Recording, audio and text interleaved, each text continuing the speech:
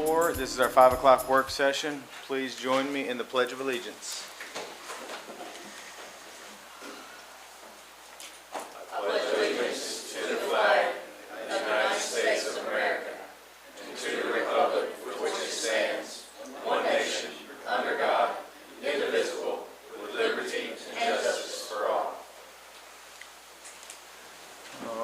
Appreciate everybody being with us tonight. I believe Mr. Rich Green is with us. He's going to be doing the blessing for us tonight. How are you doing, sir? Doing just fine, thank you. My name is Richard Green. I'm a member of the Catholic faith community of Good Shepherd, and I'm representing the Frankfurt Interfaith Council. Let's each of us take a moment right now to acknowledge the very real presence here among us of our loving and compassionate God.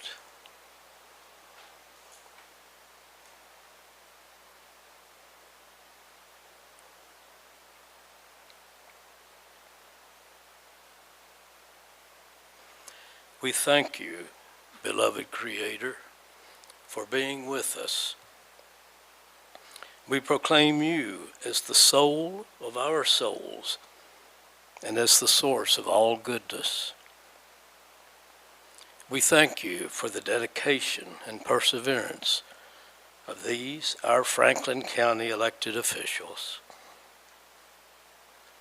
Inspire each of these officials as they go about this evening's important work of tending to the needs of your people here in Franklin County. We pray that you enlighten, guide, strengthen, and console each of them as they go about this evening's business. We ask that you keep them and ourselves doing all that you want us to do. And all God's people say, amen. Amen. Thank you very much, Mr. Green. Appreciate you being with us.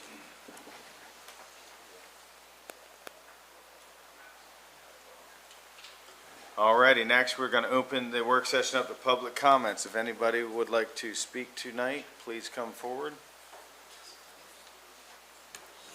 Alrighty, please just let you know, so everybody, fair game, three minutes. County Attorney will keep time, and please state your name and welcome. Thank you for having public comments. I appreciate it. My name is Chris Schimler. I live at 660 Mount Vernon Road, Frankfort, Kentucky. I'm here to speak on your agenda item about the resolution to create a interagency industrial development authority with the city of Lawrenceburg and Anderson County. I feel like it's premature. I'm a member of the advisory committee for the comprehensive plan revision. I served on that for almost 3 years. The comp plan and its attendant future land use map is not finalized. The current version does not have industrial land designated for a future land use on the southern end of the county. And I strongly believe that if you guys pursue this resolution before the plan is finalized, then it negates the 3 years of public involvement that was done with public monies that asked the public to show up and participate with goodwill to have their voices heard. We were told at the beginning of the process that the plan is designed to embody the public's vision for how we want to grow in our community. And how is the public going to feel if at the last minute, before it's finalized, a resolution swoops in creating a development authority? How is the public going to feel? Are they going to be willing to show up the next time we ask for public comment? Are they going to feel like this is the way, are young people going to feel like, oh, this is a kind of community I want to live in because this is how we make this is how we make decisions in this community? I think that the public's going to feel like the rug is pulled out from under them. And I urge you to wait until the public's vision is embodied in that plan and the plan is finalized before you pursue any further development on this, whether or not it's for a grant furtherance or not. Because the appearance of it is that you guys are doing what you want to do regardless of what the public says and regardless of what the plan says. So I urge you to wait until that plan is finalized before you take any further steps. Thank you very much. Thank you very much. Any other public comments tonight? Hello. My name's Rhonda Hodges. I live at 2857 Dixie Road, which is known as Little Dixie. And I'm sure you guys have all heard we are trying desperately to get water down that and several other roads. Eric and I have been working together since October of last year. I'm just basically here. I know we've hit a couple of road bumps, just lost your grant writer.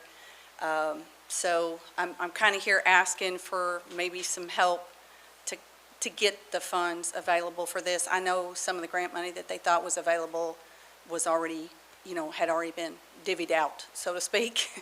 So I know he's not alone, so I'm just we're here asking for some help on this. We just built a brand new house out there. We deal with pump station issues constantly. That is a meeting with North Shelby Water in 2 weeks. And, but, we would it's a basic need. It's a basic necessity for folks. They rush to get electric on because electric's a basic need, but nobody seems to really work that hard to get the water to folks who don't have it. They want to get it restored in places that lose it, due to floods and things like that. But it's like those that are out there on these little country roads and stuff, they just kind of don't catch those. So, thank you very much. Just would appreciate some help on that one. Absolutely. Thank you very much for being here tonight. Judge, could I Go ahead. say something?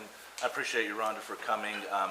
Just so the court is informed, I believe the projects that we've come into focus that could service individual residential households is 21 different households at this point in far part of the county as well as over the county line, but they would be served from lines and developments coming from the Franklin County side of the projects. So it's a growing concern, and we're seeing a lot of preferred development in our rural part of the county, just so everyone's cognizant that it's not just the urban core, if you will.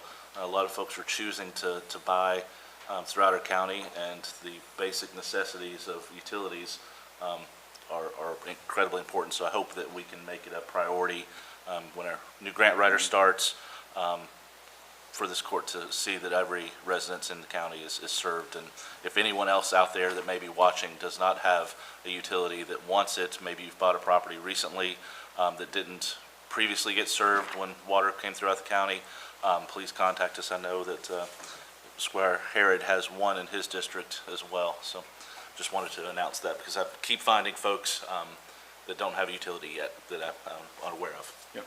Thank you, Squire. Thanks. Good evening. My name is John Carlton. As you all know, I live out in Schweitzer Road. And I'm just going to springboard off of what Ms. Schimler said. I'm here to discuss the Joint Industrial Park resolution. And I think the court is moving in a direction that is in contravention to public will, as determined by the results of over 40 advisory committee meetings, several satellite meetings in the county and each of your precincts, several public meetings at Paul Sawyer Public Library, several public hearings in front of this court, the city and the planning commission, as well as several public interest surveys, the planning staff and the consultants who all collaborated to bring you the current proposed comprehensive plan and future land use map, neither of which contemplate this joint venture or the additional acreage at the county line. The current plan also stresses the need to be good stewards of public funds by building new development near existing infrastructure, not building 6-mile multi-million-dollar pipes out to the edge of the county. It also wants to preserve streams like Little Benson Creek and the Kentucky River and preserve prime farmland. This industrial park does none of those things. Speaking of prime farmland, a major component of adopting or amending a comprehensive plan is that each planning unit must conduct research, analysis, and projections which support all elements of the comprehensive plan to include analysis of present and future population trends, present and future economic forecasts, research and analysis of the community needs for existing land use and statewide lands, and analysis of community land use needs on those lands. And I don't know that this court, the city commission, or the planning commission performed any or all of that kind of work. No, they didn't. The planning commission, having not performed that work, actually delegated those duties to the advisory committee.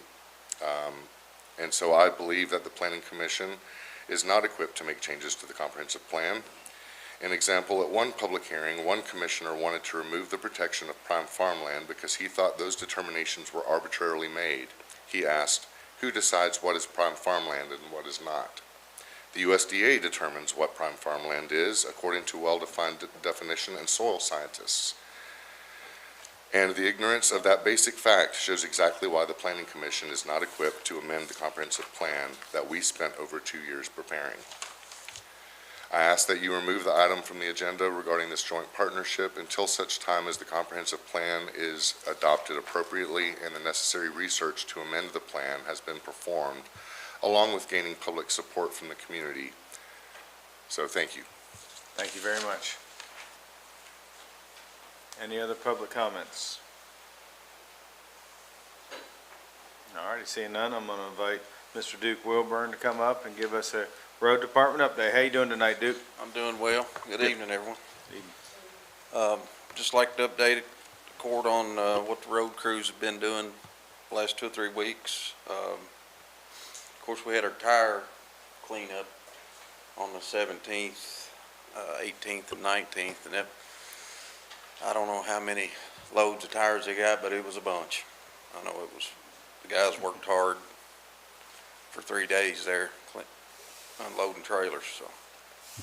We'd rather be on those trailers than down in the gullies. Right, yeah. Yes, that's for sure. We had 4 of our new guys got their CDLs week before last, so that's a good thing. All the new hires as of this date, everyone's got their CDLs now, so that's a big plus. We're doing our leaf pickup. It's getting pretty busy. You know, it's 4 days a week now, so it'll be running through the 19th of December. And then we did a little project, well, the guys did, that kind of proud of, for the senior center. I think Andrew's got a picture there. They've got a greenhouse that they weren't able to put up, so the guys went out and poured them a concrete pad so they can put their little greenhouse up. So it's a good thing to do. I talked to Marshall today at that event, and she was very thankful, and she said the guys did a wonderful job, so Yeah. thank you to you guys for doing that for her. Very well. We got our mow trim. I think it's out on South Benson now, so it's moving around the county pretty quickly. So I don't have much on the new facility as far as an update on it. There's some work going on, but it's pulling wire, and the electricians are working every day. The panel we've been waiting on shipped out Monday, so keeping our fingers crossed it gets here in the next couple of days, and things should start picking up down there again. So that's about all I got, unless somebody's got a question. What questions we have for Duke or the road department? I've had several people call in and compliment the mow trimming that's been going on. They're really doing a great job, especially in the 4th District. I know across the county, but we appreciate that. Thank you. Squire? Duke, just want to pass along thanks to all the guys, if you would, the cleanup day, the amount of tires that we pulled into this county and cleaned up. I personally sent out letters to folks that I know that had need for that, and we got a tremendous response, it seems, and at Lakeview too, so thank all them for us. It was exciting to see the turnout. I appreciate you looking over that road department. It's going well down there. I was down there the other morning and got with Kevin, and he's still, I think, epoxy scheduled for like November 11th. 11th, yeah. And he's still hoping by the end of November that our main building will be complete and hopefully ready for temporary CO, and then they're gonna head up to that other, the existing shop. So he's really hopeful by the end of the year to hopefully be 100%. So that's exciting. It'd be nice to have that project complete. So appreciate all your help on that. I know it's been a team effort on that one. Yes, sir. Go ahead, Squire. I noticed I was out, I just kind of went out the other day and looked around. The storage building has several vehicles in it. Have all of them been moved yet from? They have not. We've been installing snow equipment, so as we run them through the shop to get everything finalized on them. We're gonna start parking them inside. So, we don't have access to the whole building. We're just parking things in that we use on a daily basis right now. So, we still gotta get a final electric inspection on that building, and we can't get it till we get the panel. So, that's the holdup on completely being able to move in that building. And speaking about snow, you're fully stocked on salt, I believe? We are, yes, Okay, sir. so you're in Got good all our shape. salt in. Guys excited for winter coming? I don't know about that. All right, any other questions for Duke while he's with us? All righty, Duke, thank you very much. Thank you. All righty, we're going to jump on to the judge's report. Things have been busy around here, which is a good thing. We had some grant writer interviews. We can talk about those in a little bit. Did a proclamation at the extension office for some homemakers. Chamber board meeting, that's always good to kind of learn what else is going on in the community with other people. Mayor and I did a joint proclamation at the Independence Bank for the Shock Local Saturday that's coming up in December, I believe. We had a meeting with our engineers about the Elkhorn Sewer Project. Talked to Eddie Jones a little bit about our sports tourism and kind of where that is, because I'm wanting him to kind of come and give an update. So he's trying to get a couple things finalized before he does that. I will commend the chamber for a wonderful farm to table event. It was that's that's a picture. So that was at the Lakeview Park. Couldn't say enough good things about the park staff, and that they helped a lot make that building what it is. So we had a lot of compliments. Tish was very complimentary of all the people that helped on that, but it was really, really good. Terry's Catering catered it. I believe the proceeds went to the Senior Center, Activity Center. Jay Madeline was there. Jerry and Nat did the music. It was a very nice first ever farm to table event. I think it was 130 tickets. They sold out. So everybody seemed like they had a really good time, and it's always good to kind of catch up with everybody. And it was a great event. So strongly encourage, as they grow it, that more and more people get to go. It's a great community event, and kind of featured some of our local farms too. That's where all the food came from. So that was neat to see. Moving on, went with Penny Peevler, who's our new interim, about a company relocating here, doing expansion here. We're not there, that one there yet, Andrew, hold tight up for me. So we went down and met with the company on Monday about doing a big expansion project here in Franklin County, so that went very well, so that was exciting to kind of be part of that. Next, conservation dinner. I believe those were the pictures that were up there a minute ago. It was a great turnout. I appreciate all the squires that were there. There was a lot of support for our farming industry here, and they gave some awards away, and it was a very nice event. And Squire Sebastian, I guess, took those pictures. That was a nice post there, Squire.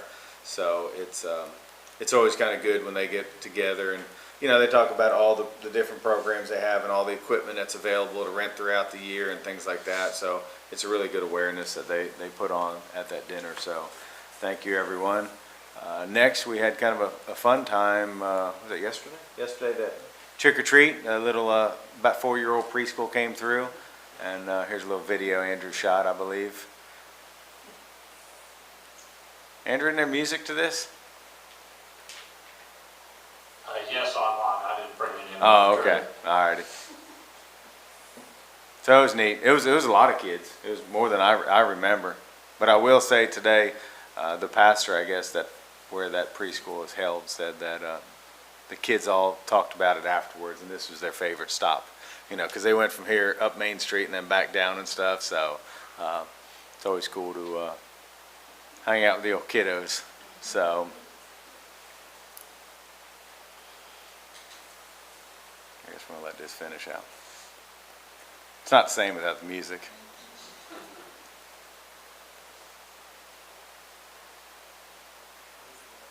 Oh, yeah. Yeah, we are. And he was serious about it. He was practicing. He was walking around. He takes it serious. That's what I asked. I said, where did all these blow-up things come from? Like, we didn't buy them. They're like, Greg loves Halloween. There he is. He loves Halloween. Yeah. it was a good time. Alrighty.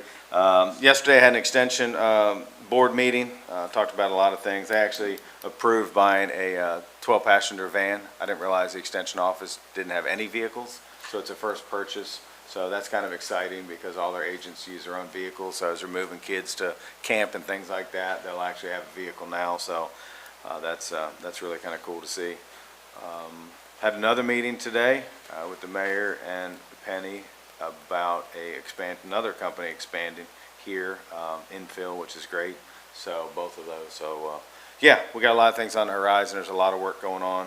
And then today was just an amazing day, and I think almost everybody was there. We had a really good picture. So there's Gippy Graham. Sherry, Squire Sebastian did a wonderful job today. She was able to kind of run the program and talk about how much Gippy has given back. I mean, he's a true public servant, and believe it or not, he is 95 right there, getting ready to turn 96, and that guy is as sharp as if you talked to him 40 years ago. I mean, he just stood there. He knows who everybody is. He remembers you.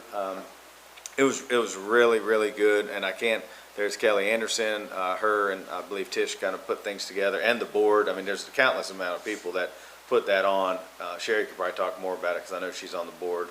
But the amount of restaurants that donated to it, I mean, there was plenty of food, and I guarantee there was a couple hundred people there, and it was just a really good time to kind of have a community event and talk about all the good things that a very important person has done, not only for the city, the county, the state, our education, I mean, everything. So, Squire, would you like to say a couple words? Because you did a great job today, so I just want to make sure you get acknowledged for that.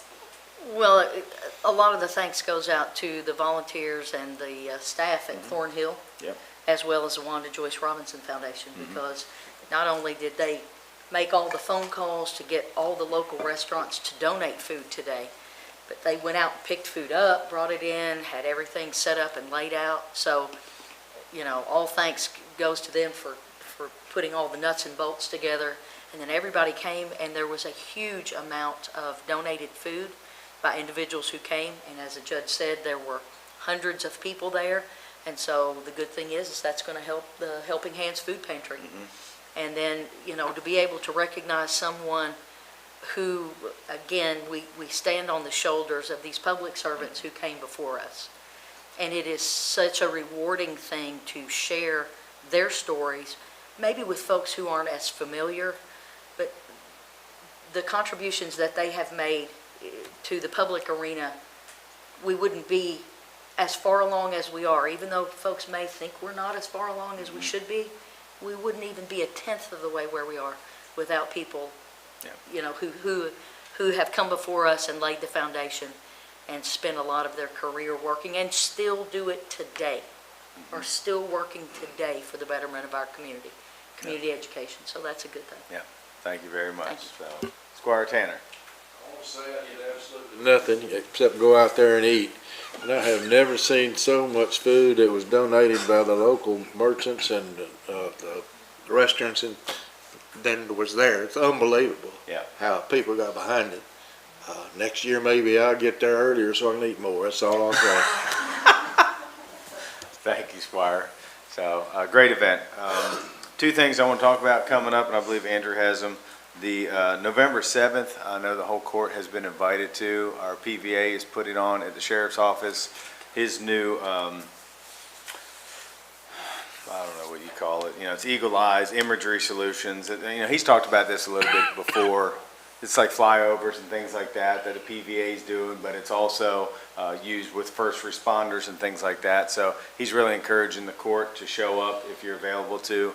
I think they're providing lunch and everything, so he wants to kind of show what they are capable of, so that's great.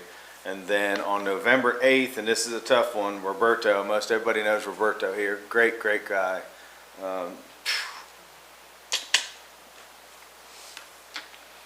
They're doing a fundraiser. They found a tumor. He's got a rough road. So, yeah. So, that is on November 8th from 7 a.m. to 11. And I believe at 2855 is Dynamic Restoration, I know that they're one of the big sponsors, so if anybody wants to donate, it'd be a good cause. Sorry. Alrighty.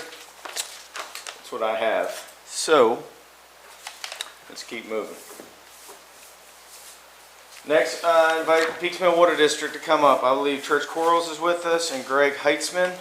So if y'all could come forward. In our last meeting, I believe there were some questions. Hello, Greg. There were some questions as far as where is the water district, update, things like that. So I appreciate you and Mr. Quarles coming in to talk tonight to the court and maybe answer any questions they have. Sure, Judge. Thank you. Thank you, magistrates, for allowing us to come in and update you on the Peaks Mill Water District. It's a political subdivision of Fiscal Court because the Fiscal Court, as you're aware, appoints the commissioners. Church Quarles is our chairman. Church is with me. My role, Greg Heitzman, I serve as an advisor, consultant to the Water District. So provided, I believe, Jack, is this in their packet, the summary? Okay. So I don't think we need to go through all those bullets. There's a little history there, how long we've been in existence. We've been around about 50 plus years. And at the bottom of the first page are the challenges. I'll kind of summarize those four basic challenges from my view. One is we have aging infrastructure, now 50 years old. Some of the pipes were non-standard that were put in the 70s and they leak. So that leads to one of our major problems is we have high water leakage, about 25%. We've made some improvements, but we're still not to where the Public Service Commission expects us at below 15. Second is back about 4 years ago, we were entered into an agreed order with the state of Kentucky because we were not able to maintain chlorine residuals out in the far reaches of our system. So we're no longer under that agreed order, so we're now meeting all the Kentucky drinking water regulations, but what that requires is an extensive amount of flushing of water, keep the water moving. The challenge that rural water systems have is there's a much lower density, chlorine decays over time and over distance, therefore the only way you keep it above the regulatory level is flush the system. So if you're a resident out in our Peaks Mill system, you'll see we have purchased through grants automatic flushers. They're on timers and they go off, and we generally will run those from March all the way up until November. So within the next month we'll shut those down. Obviously that means that we are purchasing water that we don't get any revenue from. So that's a major challenge. So water loss is a major challenge. Every gallon that's leakage we're paying for, no revenue, and all the water that we flush, no revenue. The third challenge is much like everybody's experienced since COVID. Essentially the last 4 years or so, we've had significant increases in costs, whether that's labor costs, material costs. Everybody in this room has experienced that. So essentially our costs of just operating the system have gone up. What that led to is our board instructed me to assist with looking at options for the district. That's included on the second page of what we're looking at the bottom. Those options basically boil down to a larger system acquiring us. For example, Kentucky American has showed interest. A member of Kentucky American staff attends most of our board meetings, and they show interest in the acquisition of the Peaks Mill Water District. There's a legal process for that. The second is there any way that the existing water systems in Franklin County can work together? Now we had a workshop yesterday educating us back Kentucky Rural Water on how that works. That could be sharing services, sharing trucks, for example, sharing construction equipment, even sharing people. The other, it could be an actual consolidation. So there's a process in Kentucky that the legislature has created that you could actually combine or consolidate water systems. Frankfort is another option. To date, the Frankfort Plant Board has not expressed interest in acquisition, but they do provide some assistance to us in a number of variety of ways, especially emergency operations. So those are some of the options we're looking at. We were negotiating with Kentucky American about a year ago. We put that on pause because Kentucky American had filed for a large rate increase. And we felt an obligation to our customers that we can't agree to go to Kentucky American without knowing what the actual cost. Then we looked at our cash position. So this is in the document, the last 5 to 6 years, we have been bleeding, and essentially we were not financially sound at all. So we made a little bit of improvement the last audit that's reported in there. But ultimately, what I advise the board is we need to move forward with a rate increase. Otherwise, we're going to dip into our reserves. That would have occurred by January coming up, and then another year we would have been in default. And we don't want to go into default. We have long-term debt, the obligations that we have to pay. So we retained Kentucky Rural Water, who conducted what's called a cost of service study. Our analysis indicated that rates needed to go up about 21%. The last rate increase, significant rate increase we've had, goes back to 2015. And the Public Service Commission came back in their analysis indicated that it should be a 28% increase. So the board accepted that. The Public Service Commission then placed the order. That order was issued on September 4th. And with the bills, so if you're a customer of Peaks Mill, the bills that have just gone out over the past several weeks, that cycle is for the September-October timeframe. So we've gone from roughly a $48 per month average bill for 4,000 gallons to over $60. That's clearly some of the highest in the region. The board's well aware of that, but we really had no choice to make that step. We've kept our customers updated. A year ago, we had a public meeting in March of 2023 to advise this is the challenge that we have. And then what we did, we just had another public meeting in July to get input from customers as well. All of our meetings are open to the public. We meet the second Monday of each month in the evening, and so we welcome anyone to come in. So that's kind of a summary of where we are. There is a statement in here, and this is Greg's opinion after being 40 years in the water business, is as a standalone entity, Peaks Mill Water District is not financially feasible long-term. So essentially, we bought ourselves 2 to 3, maybe 4 years of time. In the absence of grant funding coming in or getting some type of economy of scale by partnering with other water systems, we're not financially viable long-term. And this is the case for virtually every small water system in Kentucky. Yesterday, the attorney, Damon Talley of Kentucky Rural Water, advised us that his rule of thumb used to be you were financially viable at 2,500 customers. Peaks Mill has 1,250. And now he's moved that number to 5,000, primarily because of the regulations that are coming on us. So what we're seeing in Kentucky and all across the United States is consolidation of systems, whether it's through acquisition by a larger system or smaller systems that are merging together or sharing operations, sharing a general manager, that type of thing. So those are all options on the table. The board's not made any decision at this point. So we'll use this time. Our revenue, instead of declining and losing money, we were losing between $14,000 and $17,000 a month, and that's on a budget of $750,000. So we're not a multi-million-dollar organization, and we do not operate for a profit. So we have dipped into our reserves the last 6 years, and now it's time to essentially at least be fiscally responsible and then look at the options that would be available for the customers. Ultimately, that's our responsibility, is to the customers of the Peaks Mill Water District. So I'll pause there if there's any questions. All right, thank you very much. All right, what questions do we have for Mr. Heitzman?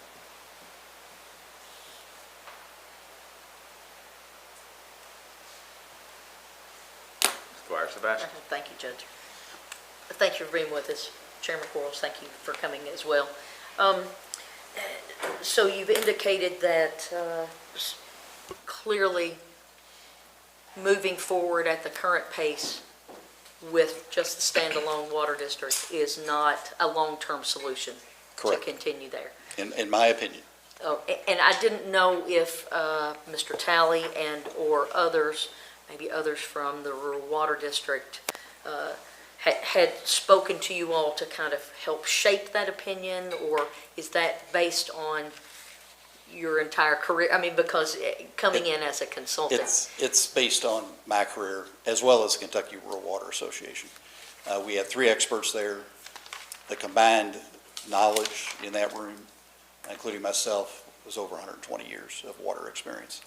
And I personally, for example, I do consulting work for Lebanon and Springfield and drafted an agreement for them to share services. Those are 2 cities that are sharing the services. The Davies County Water District, which is just outside of Owensboro, was 3 water systems that essentially they combined together. So all the systems are looking for some type of economy in order to be able to survive long-term. Now, if you're fiscally sound and your rates are affordable, and generally you're 10, 15, 20,000 or larger, then you're likely financially stable. So the real crunch right now in this decade is going to be the small systems that serve, that have under 5,000 customers. So I agree with that position of Kentucky Rural Water. So at the current pace, is there a projection as to when a decision needs to be made by the water district as to how it will move forward? Or will that decision be made for you at the Public Service Commission? I'm trying to get my arms Yes. around who Yes, forces the decision So point. essentially, the initial decision is a responsibility of the board, essentially the water district commissioners. The Public Service Commission has the ability, if they fail to act, it can step in. It could order a merger, for example, or a consolidation. It does have that authority. That's pretty rare. Typically what occurs is a board recognizes, like this board did, that essentially it's losing money and there's no short-term solution. Therefore, retain Kentucky Rural Water to conduct the rate study that then determined that the rates needed to increase. So that's the process. My opinion is we're good barring a major infrastructure failure. When I say that, $100,000 natural disaster comes through with a tornado and does damage to a pump station or a storage tank. That type of thing would concern me. Absent that, then cash flow wise, I believe from the analysis we've done, we're good for 2 to 3 years. Costs are going to continue to go up. Right now we have what's called the lead and copper rule, which is a major burden on all systems across the United States, and that's an additional cost. So what's going to happen, it's buying us some time. So instead of losing money every month, by the time we get into February, March of next year, we're going to kind of be breaking even, but we're not going to be building our reserves. So with the lead and copper rule, do you have to provide by a certain specific time information about how much of that is within the system to the PSC? Or Yes. because there's an analysis that has to be done, and I think the analysis is, I don't want to speak out of turn, but Yeah, somewhat the update of cumbersome that- and difficult. it's very challenging, Yeah. driven by what occurred in Flint, Michigan. Yeah. And so all systems, all public water systems, Right. there's no exception in the United States, every public water system is required to conduct a service line inventory, both on the public and the private. The water industry said our responsibility is only to the meter on the public side, but essentially did not win that argument, and through the wisdom of EPA, they decided that to get the lead out, we need to address both the public as well as the private. So this past month, there was a deadline in the middle of October that all systems had to conduct an inventory and then identify those service lines and submit those to the state of Kentucky or whichever state the system resides in. And then what occurs is we have to send letters out, and they have to go out by November 14th, just a couple of weeks, that will advise all customers, whether it's on the public or the private portion. When I say service line, that's the pipe between the water main and the street, all the way to your connection at your house, okay? The meter, in our case, the meter's in between, typically out by the road. So the public is water main to the meter, the private is the meter to the house. So if we have identified any what are called unknown, in other words, we do not know the material, and the only way you know the material is if you excavate it or you have a documented record, such as an engineered drawing or a standard. Currently, there is no technology that is available to, for example, to put inside the pipe or read the pipe above the ground. People are working on that, but nothing has been approved. So therefore, in Peaks Mill's case, we had 1,250 customers, about half, we were able to identify that the service line was put in after the lead ban of January 1st, 1988, but prior to that, we don't have the records available on the public or the private. So a letter will be going out to about 630 of our customers, likely next week for this deadline, and it will be telling those customers that we don't know the material type. Now, we don't believe we have any lead in this system at all. We've never seen it. Our legacy contract operator has never seen it. There's no indication that we have any lead in the Peaks Mill water system. But nonetheless, EPA has interpreted that if you don't know the material, it will be treated as if it is lead for regulatory purposes. So then what will happen over the next 2 years, there will be requirements for additional lead testing. The lead level is going to be reduced from 15 parts per billion to 10 parts per billion. So the operating requirements and the testing requirements are going to be much larger. That puts an additional cost. And then we will be obligated to go out and dig at least 20% of the unknowns and verify them in the field on both sides of the meter. Even the public. And the public, if it's coded as unknown. So that's an expense. We estimate something like that for our system will be $60,000, $70,000. That's a large expense for us that we currently don't have budgeted. Is that to the point of source inside the home as well? No, it's, you're allowed to excavate at the meter. You can also, in some cases, go to the home and where the pipe comes into the home, it could be in a crawl space or in a basement. If you can document what that type of material is, then the state will allow a reasonable assumption that it's that continuous material. So typically in our system, most rural systems in Kentucky used since the 70s a polyethylene pipe. Typically it's blue or black is typically what it is. So again, we've never seen lead, so this is, in my opinion, I would be shocked if we ever discovered any lead in the Peaks Mill water system. Older systems, the Louisvilles, the Frankforts, the older river cities, do have stock of lead. So you can imagine, if this is a challenge for Peaks Mill water with 1,200 customers, imagine Chicago or Detroit or New York. So this is a major effort. There is federal funding available, but everybody's scrambling to get access to that federal funding. Squire Tanner. I got a couple of questions. Number one, Yes, sir. following up on the lead issue, if, who's gonna be responsible if that line is lead-based or whatever's got in it? Who's gonna replace that line? What will occur in the regulation, if you do not meet the regulation, the new threshold for water quality, which is 10 parts per billion, there'll be requirements, accelerated requirements to replace that.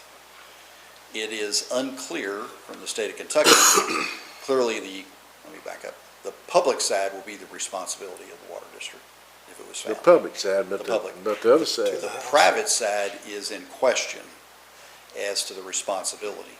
Now, the federal funds, the laws have been changed to allow federal funding to be used to replace both the public and the private. So that's kind of the first time, because typically the federal funds cannot be used on the private side. But that's through a grant, is that through a grant? That would be through a grant.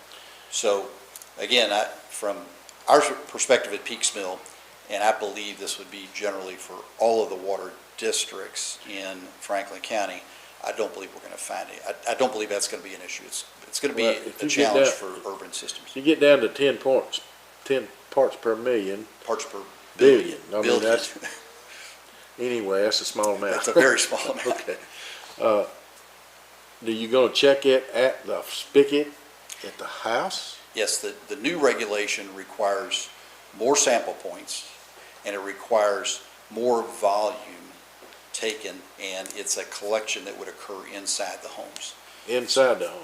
Correct. So what will happen is... So what if somebody tells you ain't getting in my house? That's a challenge. And we reported that to our state regulator, who reported it to the feds. So the reality is that becomes a major challenge, that all the systems in the United States are going to be... Oh, yeah. Oh. So- The other question I have Yes, sir. is your loss is 25%, which is, I mean, to me, that's almost where you need to be anyway, this is for your leakage. But how much are you, when you flush the line, that's accounted for, but you still have to pay for it. That's not considered a loss, is that Yeah, correct? We often, correct. We have to report these numbers to the Public Service Commission, and we often call what you just talked about non-revenue water. So the water loss, it doesn't generate revenue, and neither does the flushing. If you add the two together, it's about 45%. So water loss is about 25. The PSC ordered us to put a plan together to reduce that water loss from 25 down to below 15. And they authorized what's called a water loss surcharge to be able to fund the improvements. The flush water is about 20, so 20 plus 25 is about 45%. I got one more, maybe comment, comment. Are you familiar with the surcharge, the water loss surcharge? In your case, it's $3.09. Have you been involved in any of those before?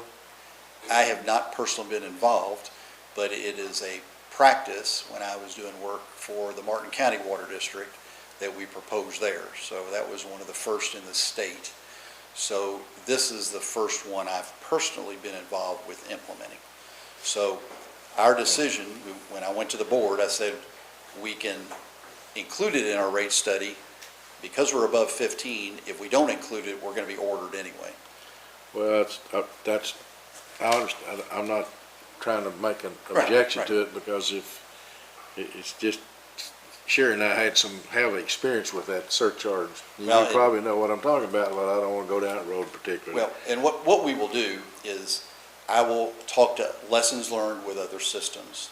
So that revenue will come in. It goes into a dedicated reserve that can only be used for water loss. Is that a full year? Is that a full year, 48 months? Yes, sir. Okay, the other question I have is kind of policy, and this has been in my mind since some of the letters came out about asking you to merge or sell out or whatever it is. You all are more or less isolated. I mean, if somebody says, okay, we'll take it or buy it, who's going to have to pay for that? Those water customers out there, it's already going to be $64 a month. Correct. There's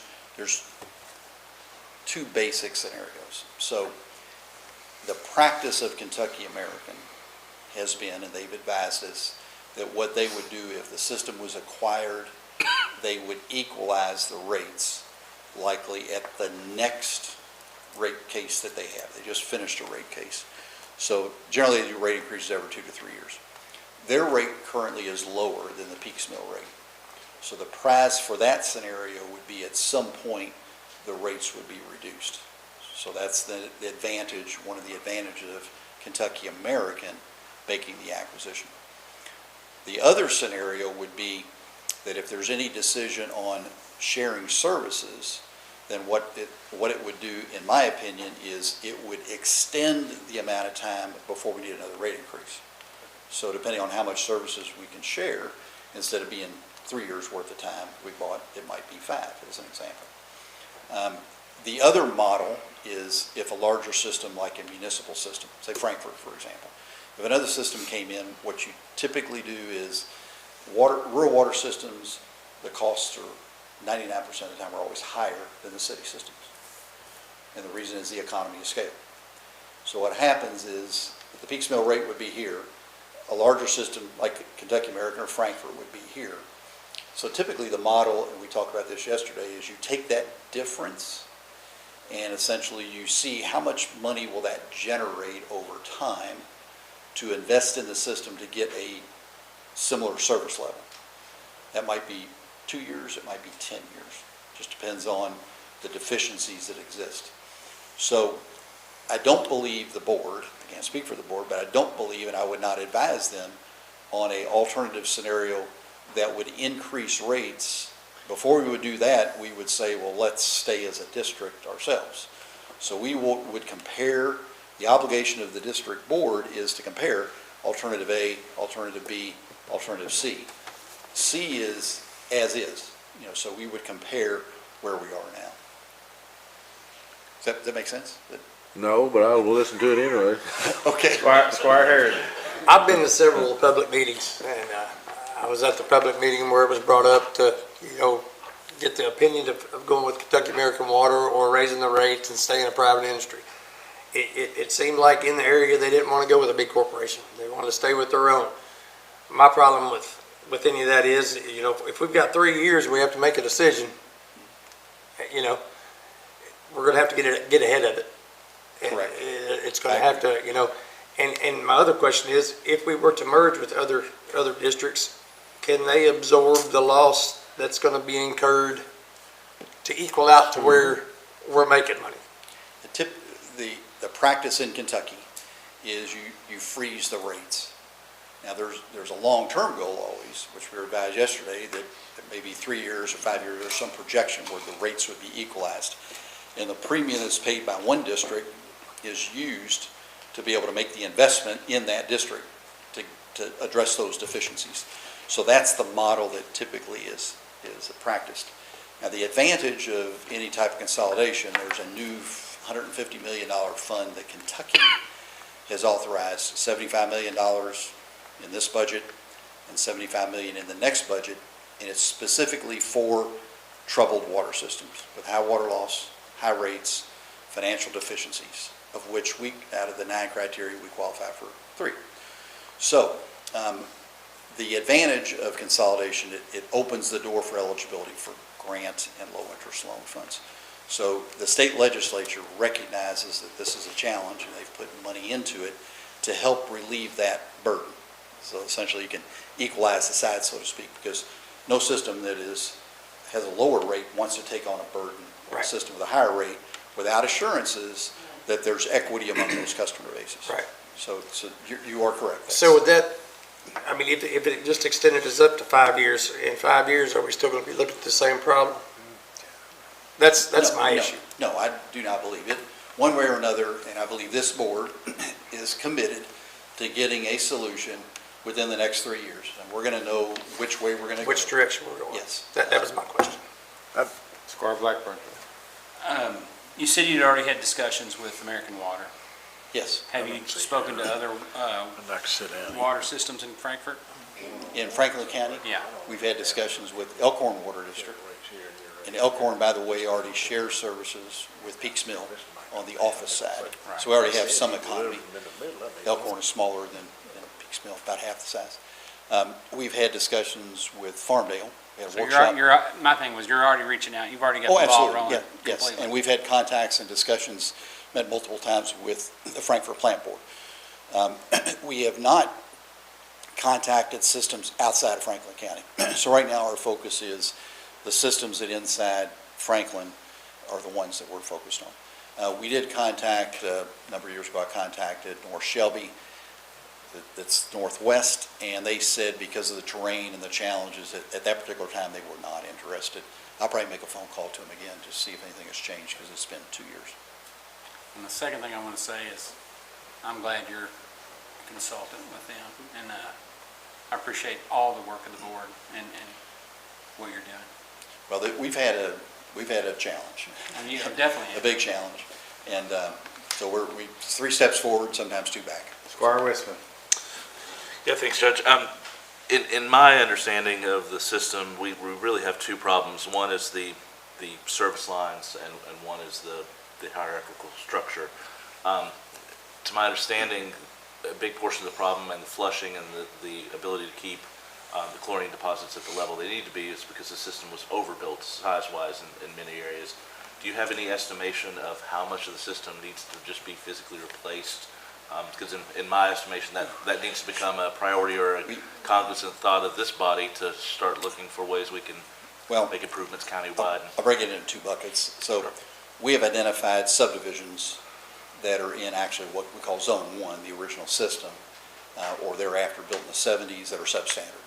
That's our priority because we believe that's where our largest leakage is. Yep. So that we do have in our budget, and we every year we're considered for grant or low interest loan funds. So we have like 8 projects in the state database. The second issue you brought, which is primarily in northeastern Franklin and into Owen County, so we serve a portion of Owen County. That system was built in the mid-90s before all these regulations occurred on drinking water at the tap. So the prevailing thought at that time of the best engineers was the larger the line, the better. You get more efficiency, you get twice the flow for the amount of cost, 6-inch versus 4. So 6-inch water lines were installed with the idea that they could support growth. At the time, that was probably a good decision. Hindsight looking back, that was a poor decision because we may have only one customer every mile. So the amount of water that is stored in those pipes could be 30 to 45 days old. Yeah. So if we were to do it over today, we would have had more pump stations, smaller storage, and probably the largest line would have been 4. So the challenge with that is that system is not even fully depreciated yet. So our approach has been, let's try to manage it through best practices as opposed to replacing it, because that would be well over $1 million, $1.5–2 million that we just couldn't afford. So I don't have that project in the 10-year capital plan, but I do have recommended the project to replace, for example, the Stonewall subdivision is one of our challenges. What's the total then of, you say 1.2 for the overbuilt part of the system, the oldest part of the system that you have on the books for active grant That applications? project is in there, I believe it's about $750,000. And the second part of my question is, I'm more familiar with my district, with North Shelby and US 60. I was just pulling up the customer numbers, and we have between Elkhorn, Peaksville, and Farmdale 4,624 point of sale customers, point of use customers, which in my mind makes sense that maybe something similar to North Shelby, who maintains separate boards for US 60 and Shelby, but share all services. And Actually, that's a good, I should have referenced that instead of Davies County. That's been a model that's been in existence for 25, 30 years. Yeah. And they share resources, but they have 2 separate boards. share staff, share equipment. Share engineering, et cetera. So that's a poster child. That's an example of something that works effectively and provides that economy of scale. So I know those conversations have happened, at least initially. Could you update us to the point of what those conversations have been with Elkhorn and Farmdale? We had a workshop yesterday, and the purpose of that was to begin those discussions. Elkhorn chose not to participate, but Farmdale chose to participate. So the full board of Peaksville, the full board of Farmdale, were at the workshop yesterday. We started at 8, finished about 12:30, 1 o'clock, and we had the Kentucky Rural Water expert attorney and the finance person and the operations person, as well as the head of the Kentucky Infrastructure Authority, Sandy Williams, came, and she presented all the grant funds and loan funds that would be available to assist us. So everybody is, I think, open to the idea, but everybody wants, to your point, what's the bottom line going to be? What's the impact on rates going to be? And generally speaking, in order to be able to make this system in Franklin County, even if they were combined long range, there's going to have to be some financial support in some way. Otherwise, you're going to see every 2 or 3 years, rates are going to be going up another 20%. So that's just the writing on the wall for all of our systems. Do you know why Elkhorn chose not to participate? Is that because they already share staff with? I've got secondary information, but I'd rather not publicly say. So they're the smallest by far. They were invited, and I will say this, is they're in pretty good shape. They're a smaller system. They don't have the challenges. They have higher density, a little bit newer. The stock is not as old. So I can see, I was hoping they would come to the table because we already have a partnership, because there could have been real opportunity for them, their board members, to learn the benefits. It's no requirement what we did yesterday. It's just opening the leadership of each district as to the opportunities that exist out there. And just a final comment, I've met with North Shelby quite a lot, and I think there was an expression just recently in a meeting I was at a couple months ago that there's no desire to service that side of the county because of the topography of going under the river. It's across the river. Getting there is logistic. 2 hours in some instances to go around for them. That's just really not feasible. So. And that was, frankly, yesterday, that was a challenge. If you look at Farmdale's district, you look at Peaks Mill, essentially one's on the southern end of the county, one's on the northern end of the county. So there are, some distance and topography challenges. Thank you. Great questions. Thanks. Mr. Heisman, we appreciate you being here tonight. There's a lot of good questions. I think it was a great conversation. I learned more than I thought I was going to learn tonight about water. Thank you. And by the way, Church Quarles, I appreciate all the years you've served on the board, and please let Ross and Mary Beth know that we appreciate them serving also, because I know it's a tough thing. I will. All righty, thank you very much, sir. Thank you. Yep. All righty. It's a great presentation. Next, any questions on our regular meeting minutes from October 16th, 2024? All righty, seeing none, I believe our county clerk, Mr. Jeff Hancock, is with us tonight. How you doing this evening, Jeff? Doing very well. How you doing, Judge? Doing well, thank you. Appreciate you being here. Squire, Court, County Attorney Comley, thank you all for having me today. Couple things. Our quarterly report, as you see, we are on budget to exceed. I will tell you that the reconciled bank account, which is the account that it ends up being excess fees, that you see on the final line of $635,572. I would not assume that number to grow much, and the reason I say that is we are going into probably the most expensive election cycle that we've ever had. This election cycle is ramped up to show some historic turnouts. I will tell you that our mail-in ballot absentees are up tremendously, which costs money. As you know, 3-day early voting starts tomorrow in 3 locations. I'm expecting around 10,000 people to utilize early voting in those 3 locations over the next 3 days. That will be a great number. That means we're moving forward on how elections are processed, and we're starting to use all the available resources out there. And then we'll have another approximately 20,000 people vote on Election Day, which is next Tuesday. So I kind of jumped around there. But on our quarterly report, we gave you, we're at $635,572 on the excess fees. We've already hit some of the estimated bank numbers and the year-to-date numbers. I assume that we won't come in flat on revenues at all. I think our revenues will exceed what I projected in my budget for 2024.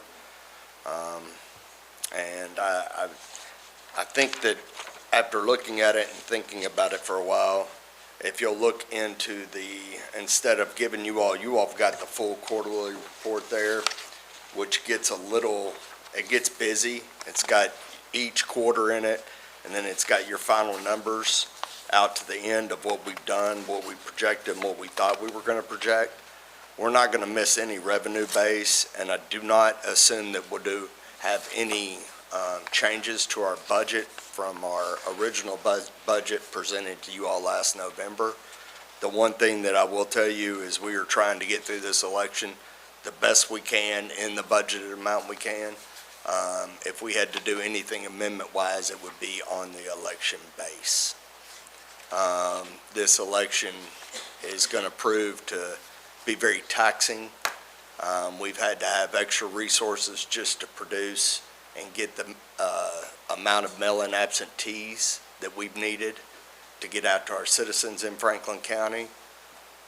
We're working, the amount of comp time that some of my employees will have they'll be able to take off the entire year of 2025 if I don't let them go home soon.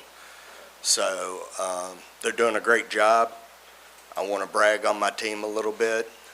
My team has done an amazing job in all aspects of the Clerks Association, Clerks World.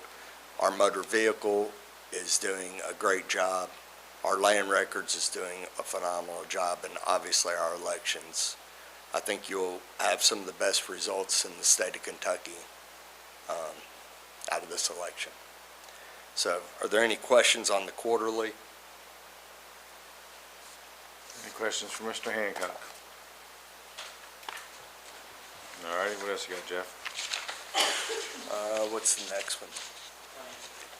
For the tax bill preparation, that's where you all pay half, state pays half of it, I think. No, that's not motor vehicle. Which one? Do you have a copy of that? Because she didn't hand that to me. It's for preparing the tax bills. These are the ones that are sent out by the sheriff. Some people have already seen these.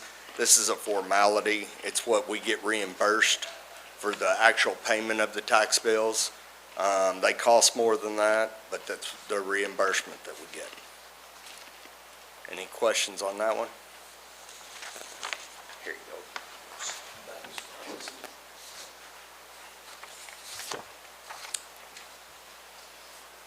The official report of the property tax bills is something that is given to us by the state of Kentucky. That is the estimate based on growth, and Sheriff Quire asked me to take his proxy today and announce and ask if you all had any questions on that. He's in the middle of a trunk or treat and helping the community make sure they send their kids to the He picked dentist. that over fiscal court meeting tonight? Yeah. Anybody have any questions on Sheriff Quire's agenda item here?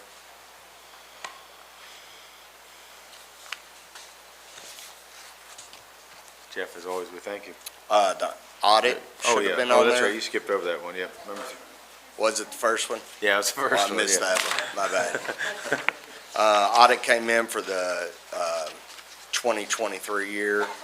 And what I was going to say about, for my budget that I'm going to turn in, I'm going to use their format, which is on pages 6, 5, 4, 5, and 6. I think it really shows a little bit better, and it's not as hard to read as the document that we've used in the past. It'll show you actual revenues. It'll show where our revenues came from. It'll show where the money goes and where the distribution base is. I think it's a lot easier and neater and cleaner. It'd be cleaner for you all to understand and see what we do on a regular basis. So I plan to present that in that format when I come in November. But I'm very proud. Once again, I think that's our 10th straight clean audit. So I'm very, very proud of the clerk's office and I've had the exact same bookkeeper and the entire time I've been here.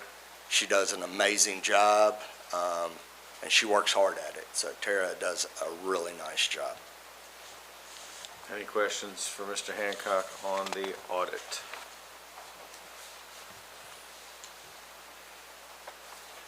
Got 30 more seconds to talk about elections. Yes, very important. Go ahead. Yep. Elections starting tomorrow. Your early voting locations on the east side of town are the Capital City Christian Church. I want to thank them for allowing us to continue to use their very nice atrium area. It's a great place. It's comfortable. It's got plenty of parking. I welcome anybody that hadn't been out there to go out there and vote. The one downtown is the Yes Arts building. And if you haven't been in there, you should have been in there the first time I did elections there. The first time I did elections there, I was a little scared to go in the place by myself. At this point, they have done an amazing job cleaning it up and making it a beautiful place. It has art on the wall. It's very lit up. Please, if you want to go somewhere downtown, please use the Yes Arts building. On the west side of town, we have the Senior Center. The Senior Center is by far one of the most welcoming places we have.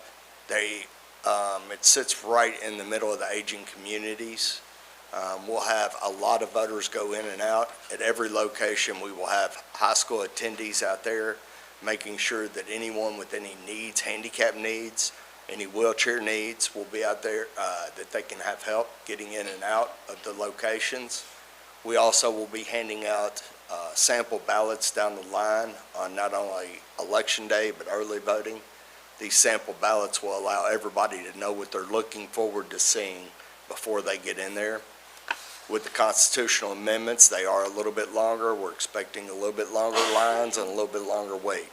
We still think we have it down to no more than a 25-minute line at every location. We went over and beyond to make sure that we could serve all the citizens of Franklin County in a timely manner. So we hope that you all utilize and let anyone know that early voting will be open from 8 to 4 tomorrow. It'll be open from 8 to 6 on Friday and 8 to 4 on Saturday. I want to also thank the maintenance department. Greg and his guys did a phenomenal job helping me get delivered today. The fire department for allowing us to come out there and interrupt their daily practices by being there on election day. With our 2 rural locations, as you know, it's always a challenge for me to find a location in the rural locations that has parking, that has handicap accessibility. I know it's inconvenient for the fire department, but they really do a nice job hosting us, and not only Bald Knob, but Schweitzer. The road department, which will help us deliver all day on Monday. The sheriff's office for always being accommodating, and Sheriff Dwayne Depp sits on my board for the Board of Elections and does an amazing job. The county attorney has always been there to make sure he gets our officers sworn in. So this is a county-wide thing, and I always get great support out of every agency that I ask. So thank you, guys. All right, any questions for Jeff on the upcoming elections or anything else that he has presented tonight? I Squire just wanted to Duckett. say that you guys are doing a fantastic job, and I really, really appreciate it. This is super important, so thank you very much. Thank you. All right, thank you, Squire. Jeff, thank you very much. Have a Thank good you, evening. guys. All righty, next, this is something fun and exciting to talk about. I believe Amy Snow is hanging out over there. So we discussed this. In front of you is a lease that we have talked to Amy about, and just want to kind of get everyone's thoughts on it. So basically, for anybody watching, this is what we're talking about is Franklin. You good, Squire? Yeah? Maybe, I'm coming back. Okay, make sure everything's good over there. So what we are talking about, we have an exciting opportunity. We have a vacant building, and we had a presentation from Amy Snow and her amazing team about starting a Boys and Girls Club that they have been working on for months and months with the Wanda Joyce Foundation and all kinds of great people. So we had talked about that in a previous meeting here at the Fiscal Court to offer them the building that we own up on West Main Street. So that is what is in front of you, is a lease agreement that would be renewed annually. You want to say anything? I mean, I think this is amazing. Like this It is is amazing. You know, we started this conversation about developing a Boys and Girls Club last October, so it's pretty neat that here we are a year later and we're actually have this opportunity in front of us. Really quick, I just want to explain the relationship between the Boys and Girls Club of Frankfort and the Wanda Joyce Robinson Foundation. They are 2 separate legal entities. They have their own boards that run each organization. Wanda Joyce office will remain in the basement of Thornhill. With the building, we anticipate hiring staff. We anticipate funding for that staff to become available through some private donations that will sustain for 12 months, potentially 24 months. The Franklin County, there's a Boys and Girls Club of Franklin County, but there is also an umbrella entity that's created, Boys and Girls Club of the Capital Area. So that will provide structure between and oversight of the Frankfort Club as well as a Lexington Club that is being developed as well. And so we see hiring a Frankfort Club director as well as some direct staff, program development professionals. About 5 to 6 of those, maybe 2 would be hired through the Boys and Girls Club, and the remainder of those positions potentially with a work study through Kentucky State University. That's just a discussion that's occurring at this time, nothing set at this time. But we are very excited about this opportunity. Squire Harrod. I'd just like to say I'm very proud of the time and the commitment that you put in for these kids. They really need it. You know, some of them that's been left behind, it gives them a way out. You know, it gives them a way to move on with their life and see what the positive side of life's about. And I just think what you're doing is great, and I appreciate you very much and your staff. Thank you. Thank you. Squire Westman, did you have your hand up? Yeah, Judge, at the last meeting, I'm completely supportive of this moving forward, But in terms of the lease agreement, I had expressed that I wanted to see the current market rate value for rent of that building, and the difference between what we were actually going to lease it to the organization and the market rate being declared a contribution in kind to the organization, because they can then use that as better support for match grants. So I want to make sure that we include whatever that is. I imagine the market rate for that building, as the size it is, would be $5,000 or more a month in the private industry. But, you know, at a $60,000 private in-kind contribution to the organization, that would help leverage a lot of grant funds that I'd like to see expressed somehow in the lease agreement formally, what that valuation is before we move forward. So, if that makes sense to everyone. It makes a lot of sense. I think getting grant match, like in-kind matches like that is really difficult, and they're gonna need it. They're gonna need that help. So it is something we should probably add to the lease. So is that something you all are comfortable with Max and I working on and putting in there, or? I you know, am, yeah. We'll come up. Just as an addendum Yeah, or something, yeah. yeah. We I can would rework imagine that in there. Private appraiser or something in town might give Yeah. us just an estimate of what they Square think. footage amount, yeah, Yeah. it's pretty common. We can make a Just- couple phone calls and get that. And just put it in that the rate of rental is the $2,000 a year, which, you know, maybe you'll come up with something, but why not make it $1? And then whatever the difference between the market rate that we're contributing that in kind, because they'll be able to use that, and that could be, you know, significant. Perhaps that could be as much as $100,000 Yeah. of in-kind contribution to them that would make their books look a lot better for grant Okay. applications. That's great, it's a great idea, Squire. Any other comments, concerns?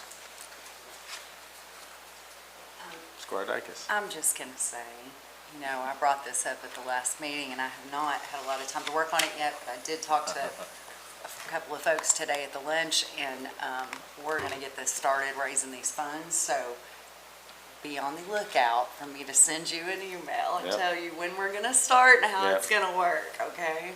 Yeah, I think we all need to come together and figure it out, you know what I mean? I think this season's the perfect Yeah. time to do it, because we're all thinking about kids right now. Very good. Amy, again, thank you to you and the boards you're creating, your boards, their boards, and all the other people. It takes a village, you know? It absolutely does. And I am very appreciative of the Fiscal Court here, that they have opted to use our building in this way. And I think, like Squire Harrod said, if we can get to these kids and get them turned around before they start going down the road the wrong way, this community's gonna be a whole lot better off. So, thank you. Thank you very much. Yep. Alrighty, next, I believe Max is gonna talk about this a little bit. It's a little confusing to me, but why we're even involved. But Max, can you explain this one? I believe I can. I was approached by an attorney representing Bluegrass Community Action Agency, and apparently, previously, the KCO did a quitclaim deed which deeded an interest in this property to the Franklin County Fiscal Court. However, KCO never had an ownership interest in that property. And when that deed transferred that interest, it then made this property then tax exempt. So the county has not been getting taxes off of this piece of property, in addition to putting a cloud on the title. So if this entity ever wants to transfer this piece of property or sell it, they aren't able to do so because of this cloud on the title, and so with that, there is a quitclaim deed deeding the interest in this piece of property that we were wrongfully deeded to the Bluegrass Community Action, so it clears up that cloud on the title. And look, I've included some documentation in there in which the reference of, I think it was a 2022 deed, referenced a previous lease agreement that was never a deed, it was just a lease. And so I don't know where the communication breakdown came, but like I said, it's put a cloud on the title. This would then make this property non-tax exempt, so then the county would then start getting property taxes off of this piece of property, while also clearing up this cloud on the title. Squire Blackburn. Who granted them the deed? KCO. If you look, there was an old KCO, I was gonna say the documents. it's all there, there's an old KCO lease back from that is referenced in the It's quitclaim OD. deed. It's older than that. Because it references John Hanley. August 23, of '03, I'm sorry. Because if you look, I included the deed back, it's deed 616, page 180, that deeds this property from KCDC to the Bluegrass Community Action. So that's where they got the property. That was done the 23rd of September, 2022. So like I said, I don't know why the quitclaim was done to the county, but the county does not own this piece of property. So Max, let me ask you a question for clarification. So this has obviously been a nonprofit agency on this piece of parcel, right? Should they have been paying property tax all these years? It would be up to that nonprofit organization to apply for an exemption, right, Max, through the state, and the state to determine whether they qualify But where the for county standard had or the not. ownership interest of the property Right, by and that I- deed. We can't go back. I can't go know, back. it's interesting. So this is basically clearing up that situation that occurred several years ago. To then put them back on the tax rolls. And should they want to try to get an exemption in the future, they could apply for that, but that has not been done, as that's not been needed to be done up to this point in time. So Max, clarify me, the lease agreement that's referenced in here that would have ended last May for 20 years just was never executed?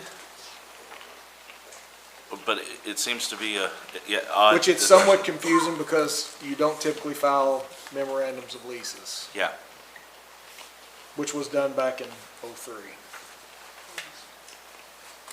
okay, that was the most confusing part. Yes. We never really figured out how we got in the middle of it. Cliff notes, right? In It talking seems- with the representative of this agency, they didn't know how we got in the middle of it either, but here we are, and so I'd like to take us out of the middle of it Yep. by this deed, and then get them back on the tax rolls, so we can potentially get some property taxes off this piece of property that was deeded for a significant amount of money a couple of years ago. Squire Tanner. Well, no comment much, except I believe they changed the way they do that now, and they just lease you the money. And they don't take title to anything. So, if you wanna buy a fire truck over there, they'll lease you the money to buy it with. Could we look at, sort of related, I suppose, some of the other properties? This building, in fact, is still listed in our PVA as Keiko Leasing Trust, that I thought was, from looking at the deeds, a discrepancy that probably shouldn't be, but maybe we need to look at some of our other real estate holdings as well. If there's a specific piece of property that somebody would like me to look into, I can definitely do that, but going on a parcel by parcel search through all of Franklin County may be somewhat time consuming. I believe- 23,000. I believe should be able to Jack get has that done by pulled the end of the a week. list we talked about, right, of all properties, but this building we're in specifically was the one that I was concerned of why it was held in the Keiko Leasing Trust's name instead of the court's. All right, any other questions for Max on this one? All righty, seeing none, the next agenda item, I believe Penny Peeler is gonna come up and talk to us about tonight. There she is. Good evening, Penny. Good evening. Thank you for having me. Thank I'm you for Penny being here. Peebler. I'm the interim director of KCDC, so thank you for having me. Last year, KCDC received a Phase 1 grant from the Kentucky Economic Development Cabinet to explore the efficacy of a new industrial park in Franklin County. This grant gave Franklin County and Anderson County, as well as the city of Frankfort, the opportunity to begin the exploration, to look at whether the parameters would be there, whether the land would be there, whether the services could be brought. And so the last year was spent exploring those opportunities, and now we're really at the end of that first part of Phase 1, and the next phase is to form a regional entity with Lawrenceburg, and Anderson County, and the city of Frankfort. As you know, Team Kentucky takes a regional approach to economic development, and there are a number of these such projects being formed throughout the state right now, including Warren County, Rockcastle County, and Woodford County, together with Lexington and Scott County. So the opportunity here is a resolution which would authorize the judge to continue exploring that opportunity and on behalf of you. And in the next phase, a regional entity could then be formed, which could begin to do some prospecting about what potential industries could come to Franklin County to bolster the tax rolls in occupational taxes. This, after some exploration with Compass Municipal Advisors, it became really obvious that the return on investment was not there in a big way unless there was a sort of a catalytic event for Franklin County. And the parameters that have been set is that we would be looking for a project with a minimum of 1,500 jobs. And so that's a large number of jobs, but it's a multi-year commitment. And so what this resolution really does is allow that grant application to remain active. It's a $4 million grant from the Kentucky Cabinet for Economic Development that can be used to develop the project, and there's a match required from all 4 of the municipalities. So that's what's really before you today. It's not a specific project. It's an opportunity to I would say, put a line in the water and see if there is an interested party that would like to look seriously at Franklin County, that's of that size and of that scope. And then at that time, those opportunities can be vetted through Planning Commission and the ability to get the land rezoned in the location that would be interested in having it, and just to look at the potential opportunity, over the long term for that kind of growth.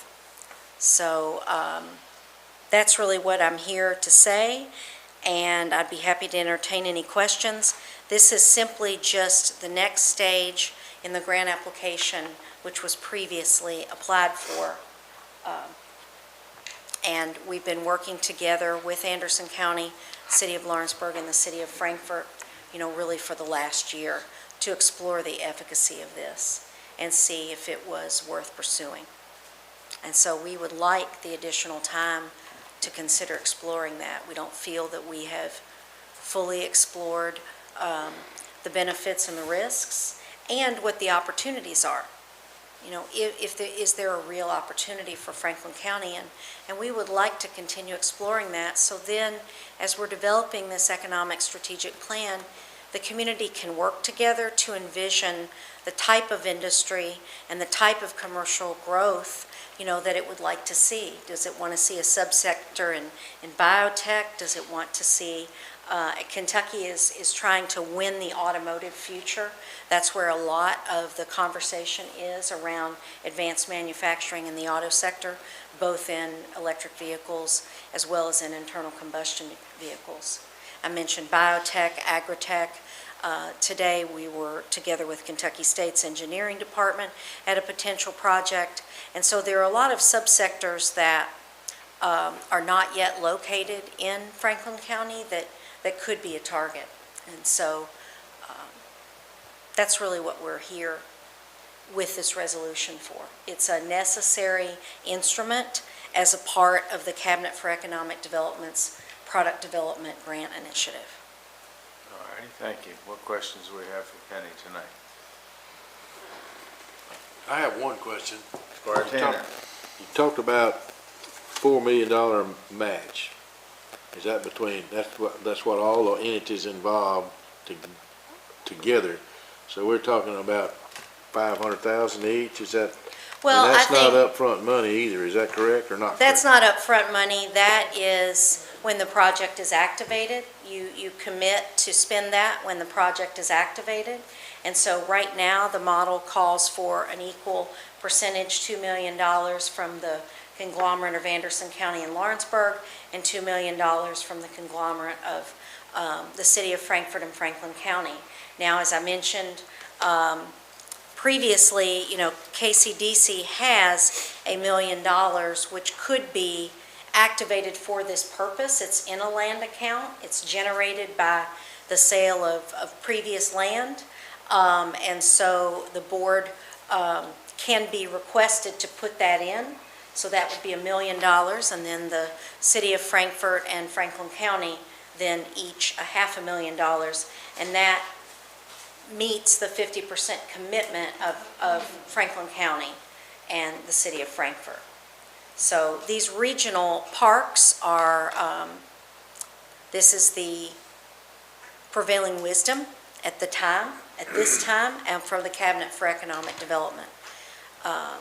There are a lot of industries that are not yet here that Kentucky is trying to attract, and I've greeted you previously about the Team Kentucky Economic Development Plan. So I see this as the next step in that exploration.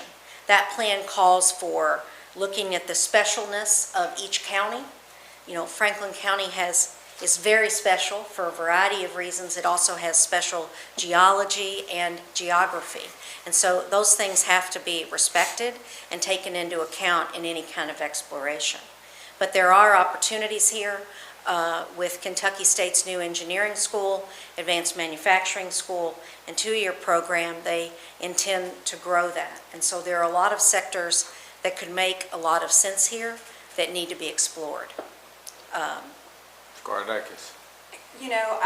This kind of thing always makes me a little anxious, Sure. to be honest, and it's not my thing either. However, I'm going to say that Penny has been great about explaining this really well and helping me understand what's going on, so that I'm not freaking out when I'm up here trying to figure out how to vote on things. But, and Penny does too, I think. We're all concerned about what kind of industry would come in here. We don't want anything, and Penny agrees with this, that would harm our water system, that would harm any of our natural resources. We don't want that. But we do have to have something where our kids want to stay here and they can make money living here. And so this is it's a hard one for me. And I'm usually the one that votes against this stuff, so I felt like I needed to speak out just to say that this is an opportunity to educate ourselves about industry that might be interested in us. We don't have to do anything. That's right. We have to do absolutely nothing, and we should do nothing if the right thing doesn't appear before us and isn't interested in us, and it doesn't, go along with what we want to see in our community. And we have full control of that. So I'm just, for those who are, worried about it, as I was when I first started hearing this, I think it's really important. We won't know until we open it up and see what's out there. We're not going to know. I love the idea of robotics. There are several things that I really like the idea of that I don't think would damage what we have, but would bring in really good paying jobs. And I think it's important to know that. We may not get anything. We may get no bites at all. We don't know. But unless we continue this, we're never going to know. There's no chance for that kind of growth at all. So. Thank you, Squire. Squire Sebastian, I believe, did you hand up? No, thank you, Judge. Okay. Thank you for being with us tonight. In the documentation we received, there are a couple of clauses here that have some red language in them. Contingencies? Yes, so I'm going to ask a couple questions just about that. Yes. So in the fifth whereas clause, could you just explain a little bit about that additional language? Because it mentions rezoning, and I want to make sure I understand the intent of that. Yeah, so the reason it's drawn out in red in the document is to draw your attention to what I call the guardrails or the contingencies that help the regional partners understand what we are seeking and what we are not seeking, right? And so the first one is we would not spend this money developing anything until, as such a time, the requisite property that would be selected, which is not identified at this time, would be rezoned. So there's a rezoning process. All of those things, all of those authorities having jurisdiction have to be part of that. That's part of the vetting process. So that language is intended to say, this is not a spec build project, right? This is not where we're going to go ahead and start something. I mean, we couldn't start to build anything anyway until land was rezoned. But this is to say, that's the first guardrail. If it can't be rezoned, if the land that's necessary can't be put together, then it's a no-go, okay? So that's contingency number one. Would you like me to kind of go through each one? Because there's three. Then in the next whereas clause, it's that we are seeking, these four partners, the City of Frankfort, the Fiscal Court of Franklin County and Anderson County, and the City of Lawrenceburg, are working together in a regional way to attract projects with 1,500 good-paying jobs appropriate for a mega site as currently envisioned. So in other words, this is envisioned as a regionally transformative project for Anderson County. It's not envisioned to be something that looks like small development over time, because we know what that looks like in our existing industrial parks. And I would venture to say that the external push-pull sometimes causes us to make decisions which may be good in the short term, but actually are really not good in the long term for the community and for the way the community develops. You know, let's say, for instance, if you have an area which is industrial, and then there's a piece of land there, and somebody wants to build a subdivision, and it's the right time to do that, and so then you have all this industry, and then you have this subdivision. Those are really not, generally, I'm not a planner, but things that you want to co-locate, you know, real tightly together, right? And so you could make a decision to do that, but then 10 years later you would go, oh, this is an area that has a future land use designation as industrial, but there's only 26 acres there. And actually, you know, today I was in a meeting with the cabinet, and it was our regional meeting of our 9 counties that meet together every month. And the average size of a parcel that a business is looking at in the state of Kentucky right now is a minimum of 300 acres. They don't always take 300 acres, but they want to know that that's available. I'll give you an example of that. So for instance, 45 years ago, next year, when Toyota came into this market, Topi was the very first Tier 1 supplier to come in, longtime employer in Franklin County, make all the wheels for every car manufacturer you can think of. You know, they've got a whole farm out there adjacent because they knew 45 years ago that they were going to need to expand, and so they've been able to expand over time because that land has been tied up. It's still ag, but it's still a farm, but they own it, and so it's there for them. And that's the kind of thinking, I guess, that I'm trying to have us bring to this discussion, because really we're institutional people. We're here for the 100-year view, right? We want to look at, and so that's not my decision to make. That's this body's decision and the Planning Commission, right? But we need to set up to do our best prospecting. And I'd like us to do that so at least we can settle on the direction that the community wants to go. If the community doesn't want to pursue this, then it won't be pursued, right? You all vote based on, but now we're sort of stopping in the middle if we don't give ourselves that opportunity to go and look. And by setting these guardrails, we have put in place a list of what may make financial sense for the long term. So when Compass prepares those models, they can give you projections about what could be expected. Because one of the things that I want to remind any member of the public that's watching tonight to know is that economic development is a multi-legged stool. It has 3 or 4 different prongs, and industrial development is just one part of that.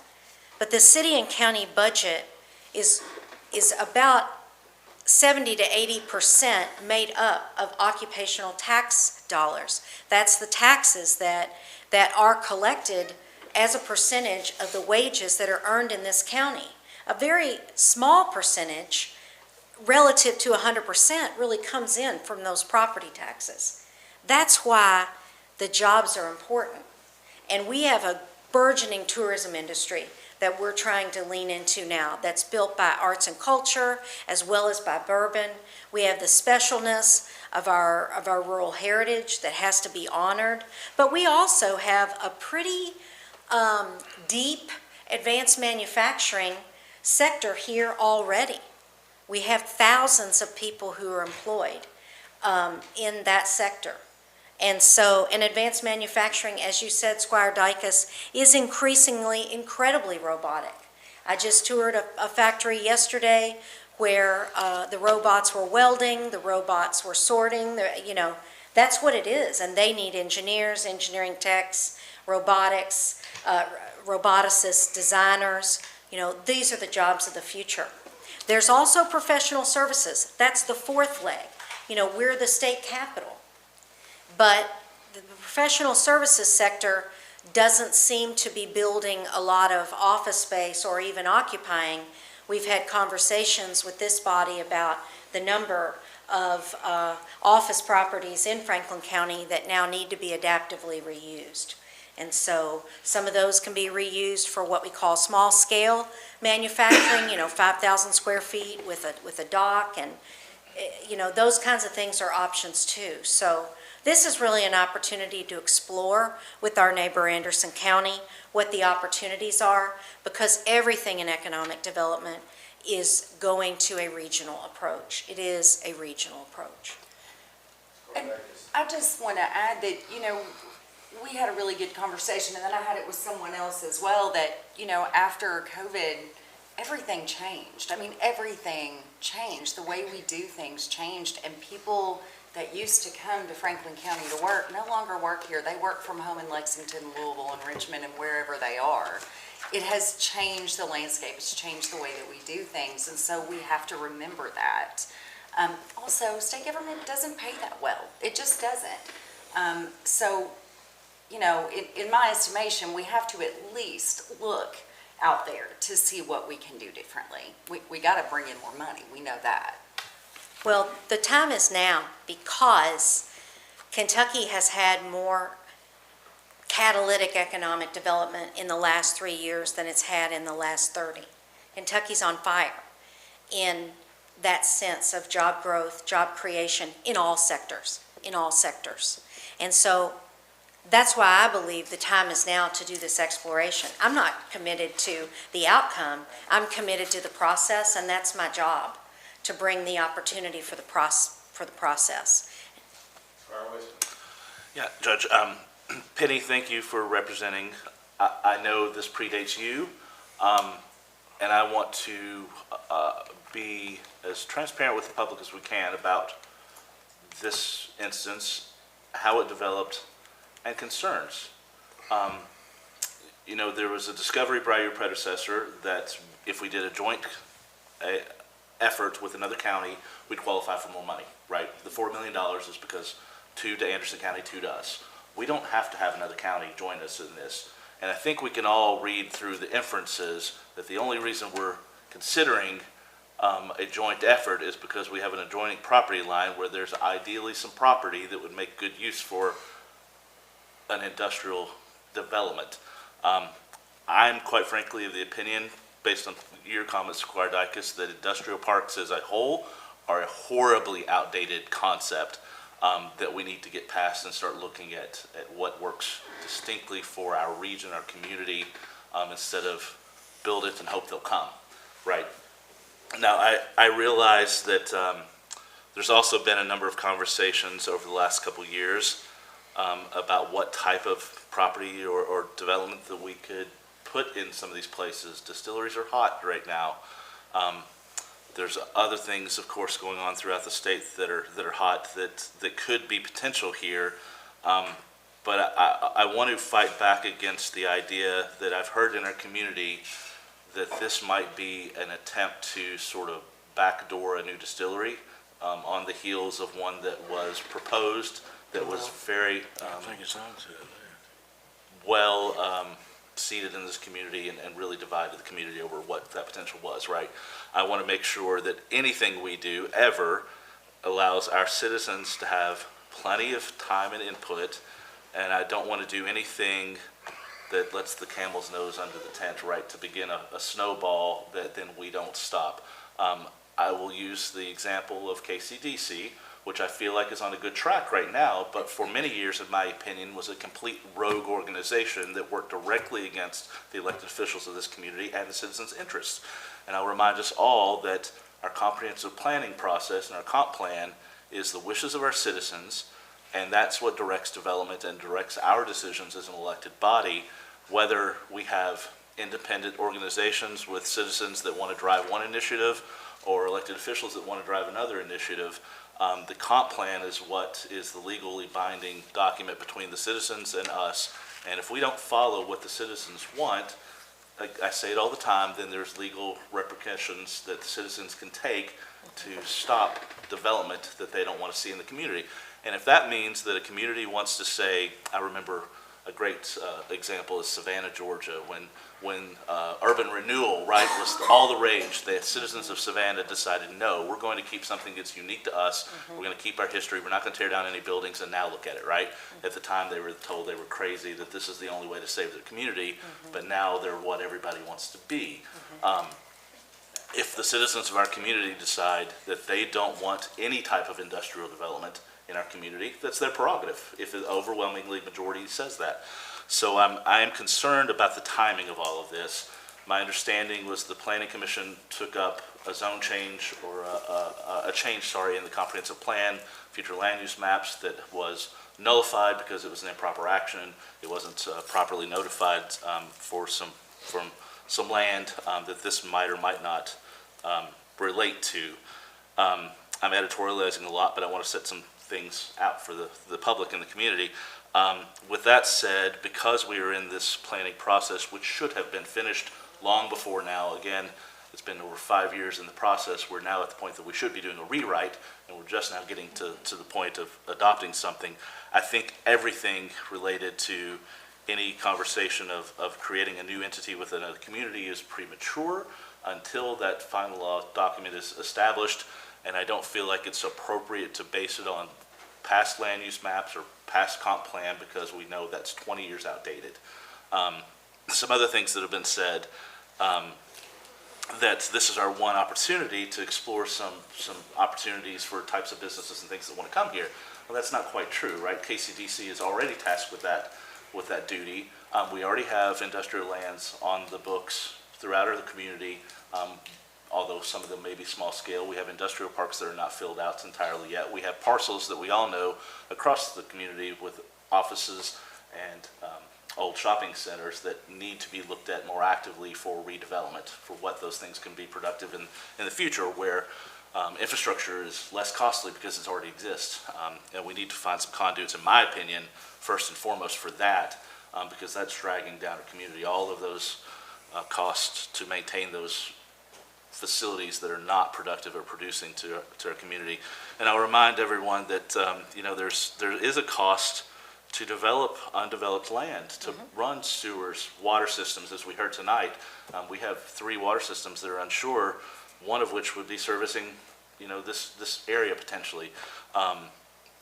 We've got a lot of things to figure out, and at current, my perception personally of Anderson County is not a community that necessarily meets the values of Franklin County in terms of land use, particularly land use policy and planning.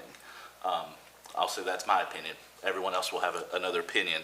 So I'm concerned gravely about creating an entity that is equal amongst two counties that can then sort of replicate a model that we just had a year ago with KCDC that could get away from us and work against all of our wishes. If there are strong, personalities that decide that this is what they want and what they're going to go for and forget everyone else. The way that we've created these organizations in the past has allowed for that. And I really have despised that because we've all spun our wheels far too much to try to create good development and opportunity in this community. And the entities that were supposed to be doing that for us weren't listening. Or weren't even meeting or responding to us, quite frankly. Thankfully, you're in the interim role, and that has changed drastically in the last few months, and you're communicating very well with us. But for my opinion, currently, this is premature. But I want to ask you, Penny, if other than the financial obligation of assistance from another county to meet the match and potential for additional dollars from the Economic Development Cabinet, what are the benefits of working with another community in this instance? Could you speak on that? Economic development is regional now. The cabinet takes a regional approach to economic development, and the best practices in the economic development field point to the regionalization. There are others here tonight that could speak more eloquently than myself about other regional projects that are happening in the state. And I believe that a regional approach to economic development is the path of the future, because people don't live within county lines. They work in one county, live in another county. I'll give as an example, we did some exploration about the number of counties that come into Franklin County to work every day, not including people who come in for state business that come in from all over the state. But there are 7 counties represented working in Franklin County on a regular basis right now. So there is already a regional nature to economic development. And I guess I would say that, to answer your question very directly, I believe that regionalism is the future best practice of economic development. Now, whether or not Franklin County has chosen the best partner for that is not really for me to say or not say.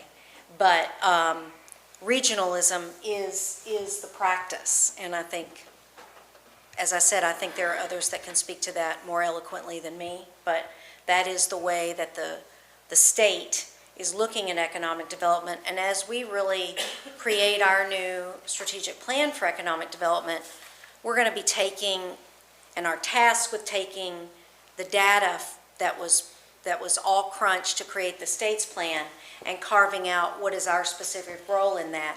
Again, looking at our strengths, at our unique geology and geography, and the industries that are already present in Franklin County. And there is quite a bit of industrial development in Franklin County. There's more to come.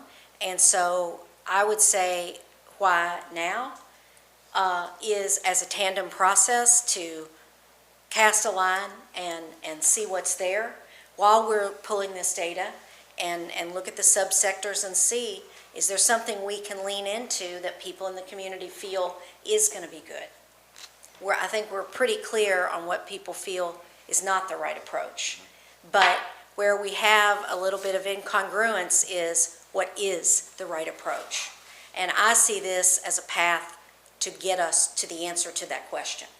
And then we can figure out who can drive that process to get us there. But let's go through the process of figuring out what we actually want.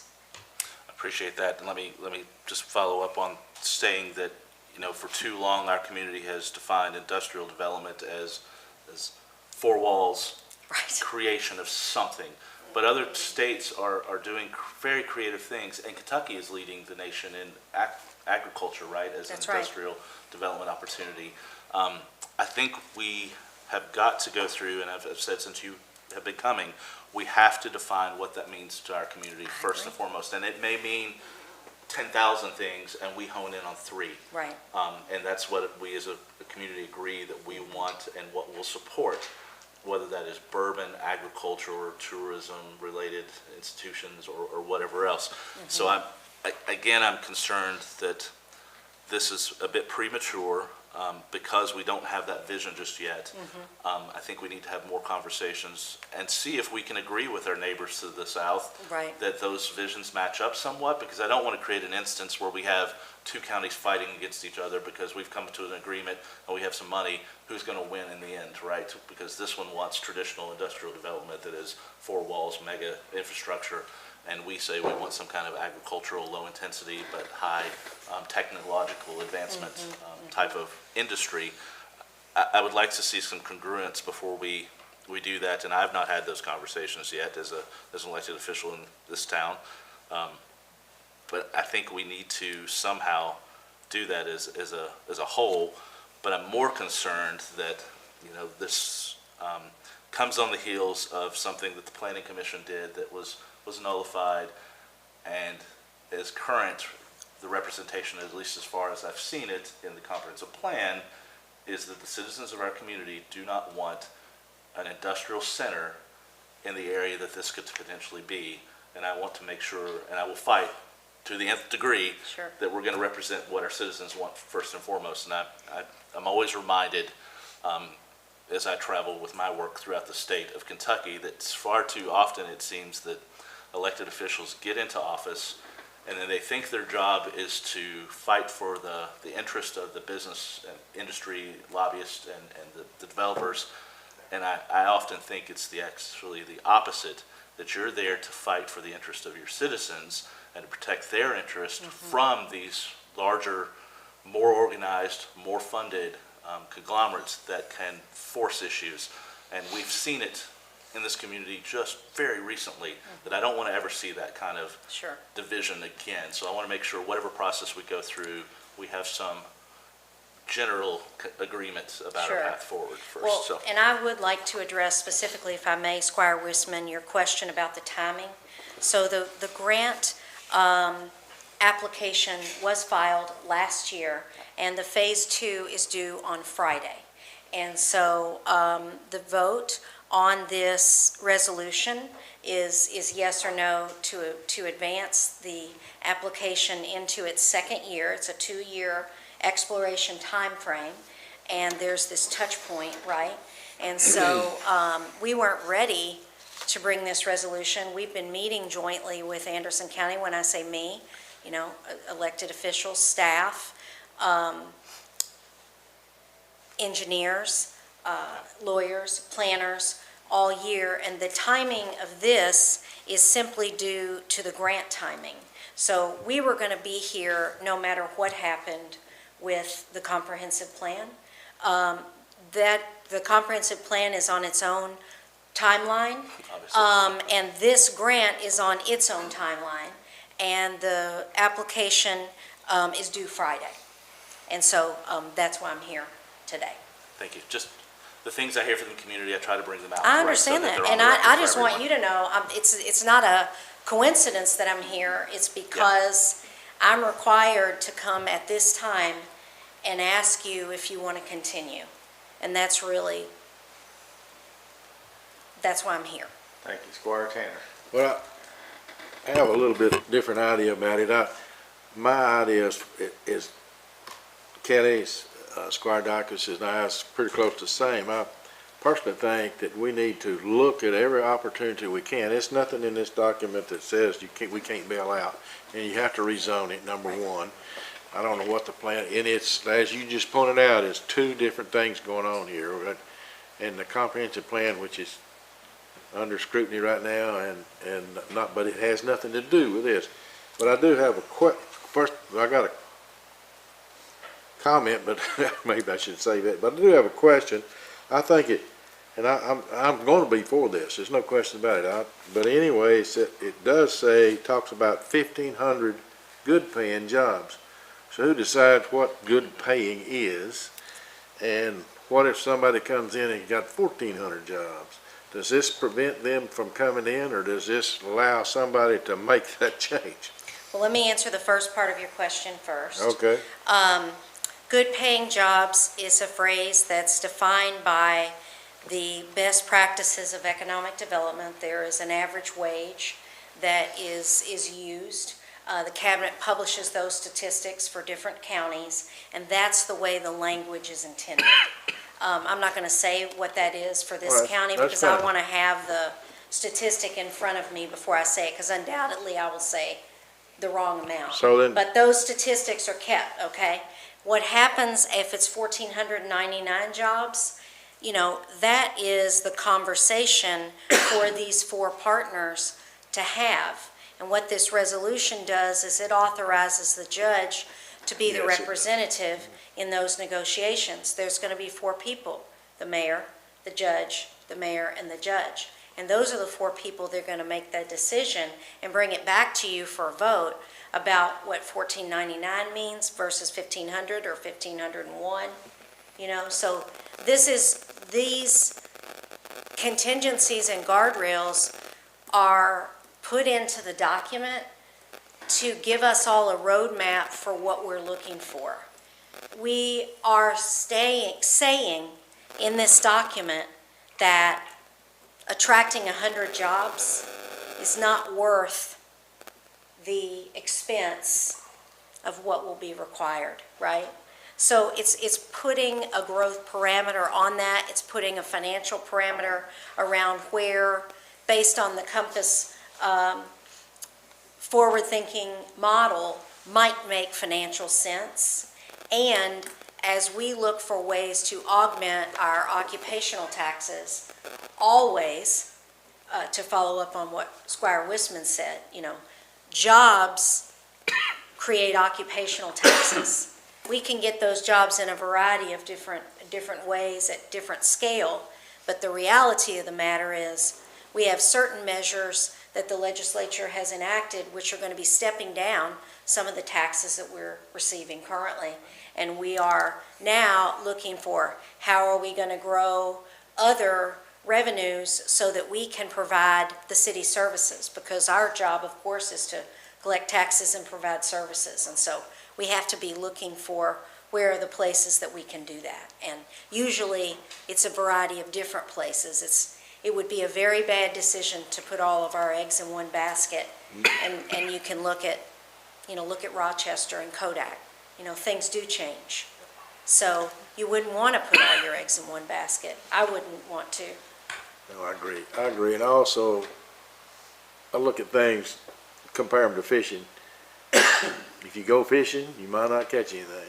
But if you don't go fishing, you ain't gonna catch nothing. So I believe that this is a good way to see what's out there and see if we want to pursue that, and we may not. In compliance with what Squire Whitman says, there ain't everything we'd want out there. Or maybe the deal won't work, but I know this would allow us to go forward with a grant for another year to see, and that's where I'm at. Squire Harrod. I've talked to several people in my district and people that I think it'd be a vast injustice to not at least check and see. I'm a father of 5. I want my kids to be in Frankfort. I want them to have a place to go to work. I want them to be proud of where they live. So, you know, if this is a resolution just to see where we're at, I think it would be a vast adjustment if we didn't at least pursue to see, you know, what we can attract. All right, any more questions for Penny while we're on the subject? Yeah, Judge. Penny? Oh, I'm sorry, Squire Wisman, sorry. A couple of specifics, Penny, if you could Okay, sort of speak sure. to.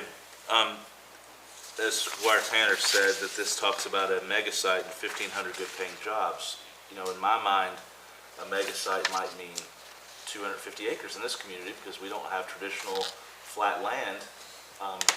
But another community where, say, the new battery plant was just built is something like 2,000 acres that was put together. That does not work in this community. We don't have it. Right. That it just is an Right. possibility. It's an impossibility to compare us even, which everyone in this community likes to do, to say Shelby County. The amount of industrial land in Shelby County along the interstate is almost equal to the land holdings of Franklin County in some ways. So, we're comparing apples and oranges in some ways. So can you define for us a little bit more what 1,500 good paying jobs on a mega site looks like in this terms? And I'll also say before we get that, it's not either or, right? As I'm saying that I want personally to focus on rural development, small business. I will bring up some other examples because this is kind of my world a little bit. Something like Pigeon Forge, that's made an incredible tourism industry with no focus on industrial sites at all because their topography doesn't allow it, is a good example for our community to relate to. Being spatially adjacent to a national park is a great driver for that. Yes. Franklin, Tennessee, that's a direct comparable to Frankfort, Kentucky, I use all the time, has a good mix of kinds of things, but they really lean into their heritage, their tourism, that whole industry to drive their community.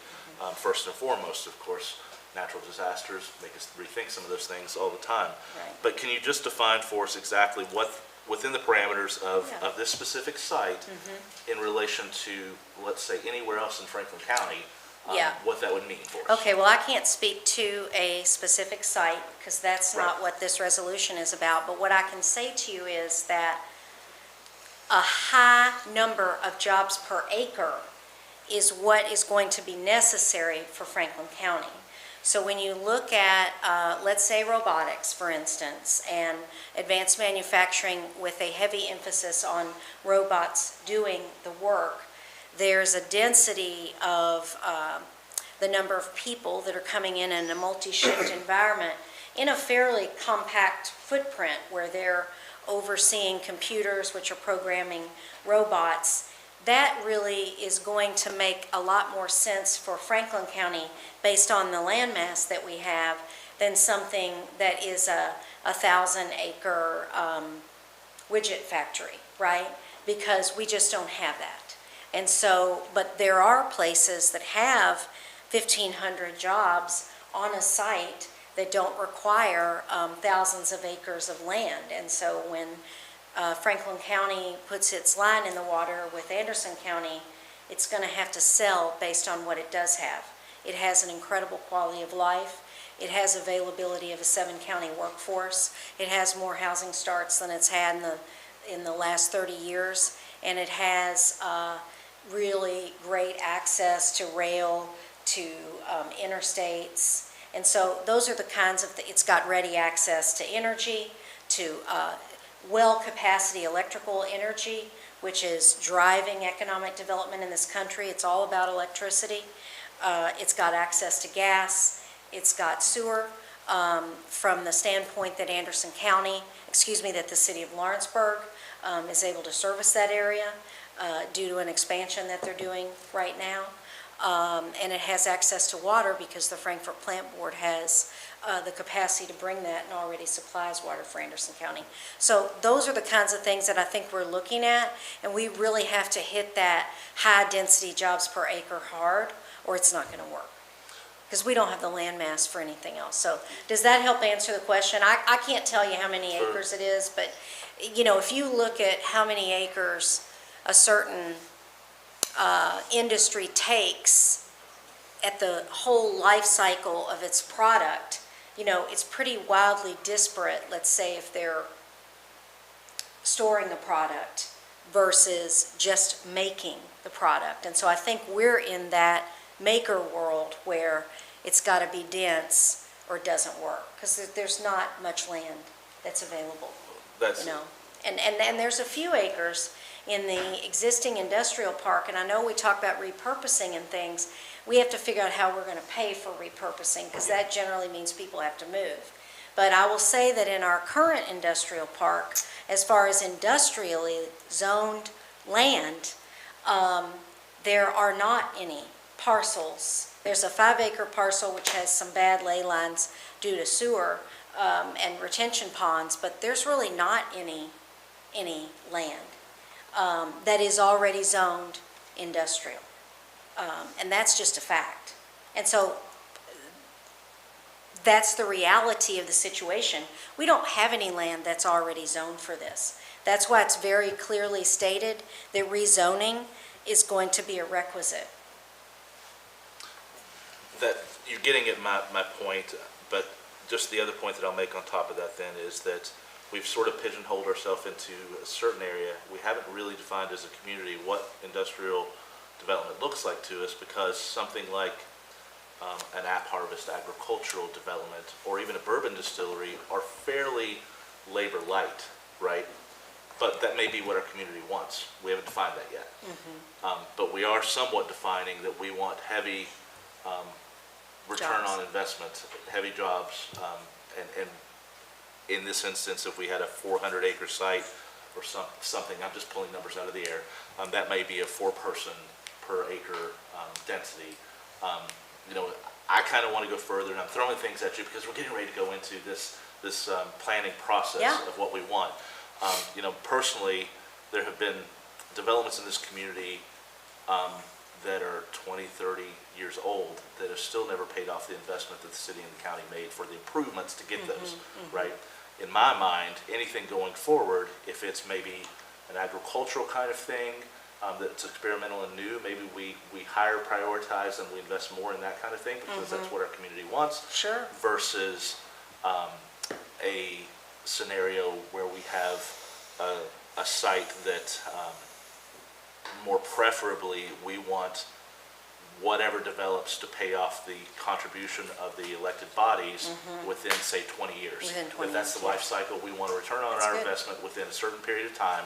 And if it doesn't meet that, then you know, we never do that analysis of these projects. And there are 2 on the west side that will never pay, or sorry, the east side, that will never pay themselves off, the one on the east as well, that are shopping centers in my mind, that will never pay themselves off for the investment of the infrastructure that had to go into those projects, land moving and other things, than the cost and the return to the community, or at least maybe not within 40 years. So we need to define some of those types of things in all of this. And I think, and my point is, we're kind of full circle now, because I think the exploration, we have to do that to get the answers to some of those questions, and that's what makes sense to me.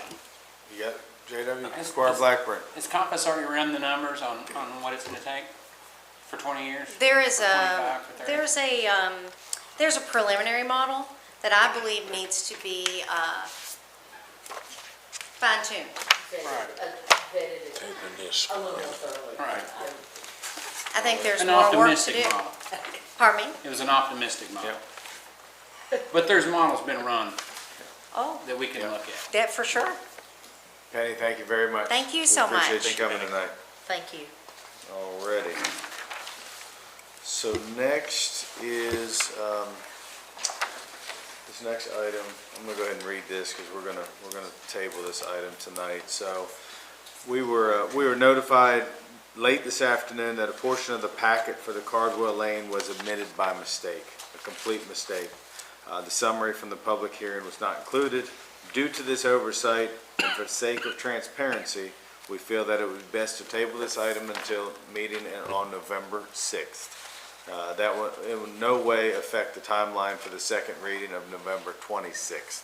So, again, we apologize. It was something that just happened internally, but we wanted to make sure we were doing everything by the book, and so that's what I would like to do tonight.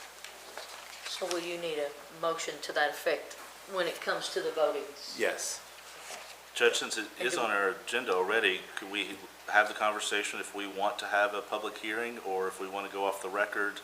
I mean, we don't have the full record yet. I'd rather wait before we have all the information, because I think that is an important part of it. I wouldn't want to ask anybody to vote one way or another without having all the information. I'd rather be safe than sorry, okay? When can we expect to get the rest of the report then? Do we have it? I'd like to have more than like a. No, 2 days we to- have it. It was just, I have it. at 3:20, it was brought to our attention that it by accident got left out of the packet. And so we're just wanting to do everything by the book, Kim can give it to you all before you leave tonight. Is that okay? Yes, that'd be fine. Okay, is that okay, Squire? That gives us a week to Yeah. make phone calls, that's perfect. Yep, okay. So yes, Squire Sebastian, I will need a motion once we get to that agenda item, please. Alrighty, next, Amy Quatman, our treasurer. Good evening, Amy. Good evening. How are you doing? I'm great. Good. So in your packet, I have enclosed revenues and expenses as of October 24th, and I'd be happy to answer any questions if anybody has anything. Squire Blackburn. Madam Treasurer, do you know to date what our revenue is on our investments that we've made up to this point this year? Sure. Just to give you a little update, we have 16.4 million invested in CDs, and that ranges from 30 days up to our longest is an 18-month. So booked interest for 3 months totals $309,000. 309,000. So we've made $309,000 in interest off of investments In 3 this year. months, yes, Last for 3 months. You're doing a great job. Thank you. And again, I want to applaud Amy and the fiscal court for doing that. I mean, that's something previous courts have never taken the opportunity to invest their rainy day funds, and look how much money is generated for our community. I can't say enough great things about it. Judge, could I ask, I brought something up to Amy already.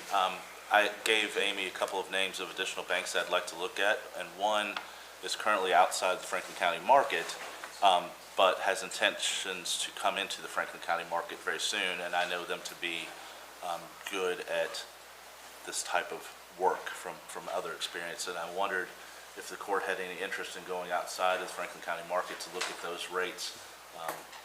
You mentioned it yesterday, I thought I'd bring it up. Yeah, I'm glad you did. So You know- if there's a better rate of return by an institution that's, just over in another county, does that warrant us a reasonable expansion to look at those? Yeah, typically, we've stayed within Franklin County because we do get, there is a bank franchise fee that we do get on investments. But if you all want to go outside of Franklin County, I'll certainly reach out to this bank. Squire Blackburn. Yeah, I think it's a great idea. But like, when we do a lot of contracts and we do things like that, we always pick best. Right. And that doesn't Local mean preference. cheapest or lowest. It's the one that helps our community the most and makes the most sense. So I think it's a great idea. But I think we keep it in that format of where we understand what we're looking at when we make those decisions.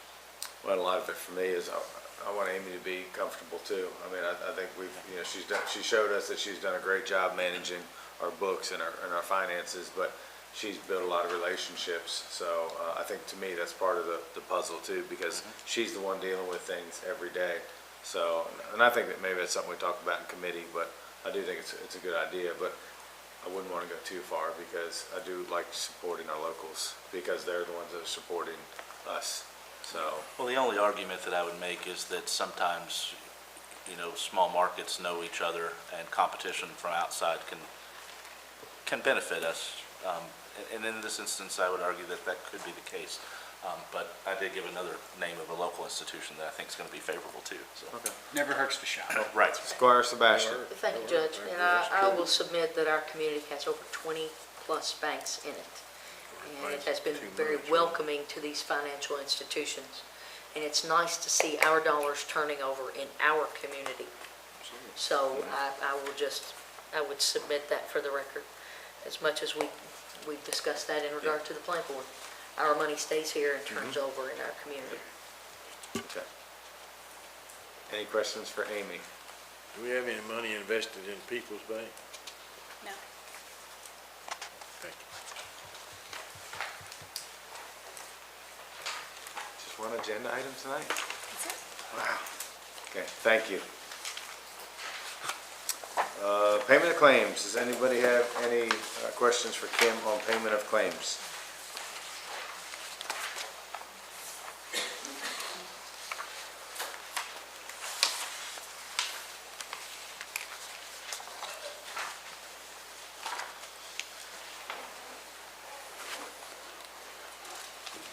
good? Judge, just for informational purposes, if someone, I'd like to know more about there's a $791 fee for 2025 forest acres, 39,530. Can you tell us where you are, please? What page? It's just a general question, maybe to inform all of us about, but it's General Fund Court Bills, page 3, the second to last item for $791, 0191000513, Forest Resource Protection. I'm just unaware of what Ken, do you know what might that be. I have some speculation about what those accounts might be. Amy might know more about that one. It is a KRS, and it's fire prevention, or not fire prevention, but for forest. It's based on the amount of acres that Franklin County has in forest Yes. for fire. They pay into a fund for, okay. Yeah. Tax, Okay. basically, across the state. I thought maybe it was to do with some of the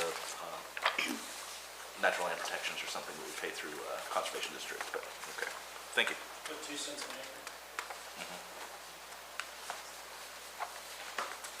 Any other questions for Kim on payment of claims? Alrighty, seeing none, we're gonna move on to the next agenda item. Authorization to go into closed session per KRS 61.8101B, C, F, deliberations on the future acquisition or sale of real property by a public agency, but only when publicly would likely be affected by the value of a specific piece of property to be acquired for public use or sold by a public agency. Discussion or proposal pending litigation against or on behalf of the public agency, discussions or hearings which might lead to the appointment, discipline, or dismissal of an individual employee. Second. All those in favor say aye. Aye. All those opposed? We're in closed session. Thank you. Can we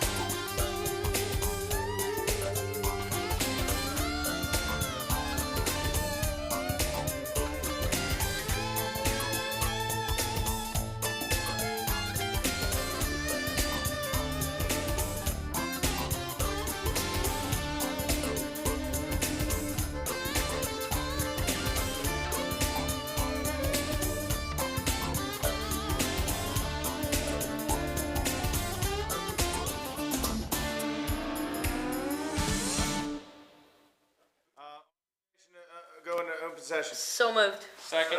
All those in favor say aye. Aye. Alrighty, all opposed say nay. We're in open session. Thank you. Any questions on next agenda item about hiring a light equipment operator? Seeing none, gonna move on. Any questions about the board appointment for the Franklin County Ethics Commission? Nope, seeing none. Authorization to approve board appointment for the Franklin County Humane Society. Got a question about that. Okay. That's Richard, he's an employee of the county, that is not a conflict. Is it? To be on the board? I'm for it, but I just I wondered that too. when I I'll have read to it. look, I don't think so, but, I don't think it is.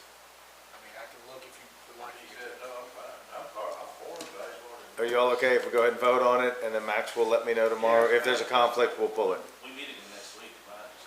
No, we don't meet They're next urgent to week. get somebody on there, because it's been vacant. We moved. And they're probably not gonna meet in between now and then, so.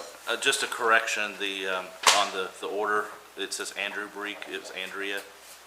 Okay. That was- I'll fix Yeah. that. Yep, thank you. A-N-D-I. Yeah. Her real name's Andrea. Alrighty, other business, we have any other business? Alrighty, seeing none, we're gonna roll into voting session. Y'all ready? Let's do this. Alrighty, clerk, please call roll. Squire Sebastian. Here. Squire Blackburn. Present. Squire Dykus. Here. Squire Harrod. Here. Squire Tanner. Here. Squire Wisman. Present. Maybe I should have. Judge Miller. Present. Thank you, clerk. Authorization for approval of minutes from the regular meeting, October 16, 2024. So moved.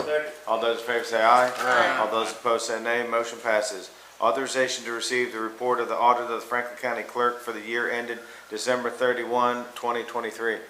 So moved. Second. All those in favor say aye. Aye. All those opposed say nay. Motion passes. Authorization to receive the county clerk's quarterly report ending September 30th, 2024. So moved. Second. All those in favor say aye. Aye. All those opposed say nay. Motion passes.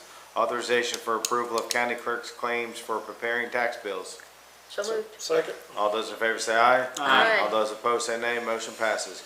Authorization for approval of sheriff's official receipt for property tax bills for 2024. So moved. Second. Clerk, you get it? Yes. Thank you. All those in favor say aye. Aye. All those opposed say nay. Motion passes. Authorization to approve an agreement with the Boys and Girls Club of Frankfurt and Franklin County Fiscal Court. Judge, So question on that one to Yep. amend as I saw fit? Yep. We don't know what that amendment is. Can we give you authorization to enter into agreement with the caveat of placing the market rate as a, In the contract? in the contract as Just as an in-kind donation from the court? Okay. Clerk, did you get all that? Yes. Okay. All those in favor say aye. Aye. You All needed a those- second. Second. Aye. All those in favor say aye. All those opposed say nay. Motion passes.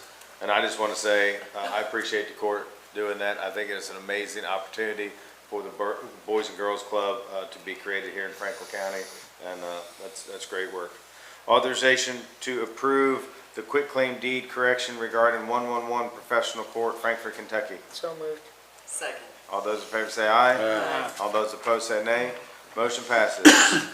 Authorization to approve a resolution of the Fiscal Court of Franklin, Kentucky regarding Multi-County Industrial Development Authority pursuant to KRS 154.050 ET SEQ with the Fiscal Court of Anderson County, Kentucky, the City of Frankfort, Kentucky, the City of Lawrenceburg, Kentucky, and authorizing the county judge executive to represent Franklin County in all matters relating to the development of a joint industrial development park in conjunction with its partners referenced here within. So moved. Second.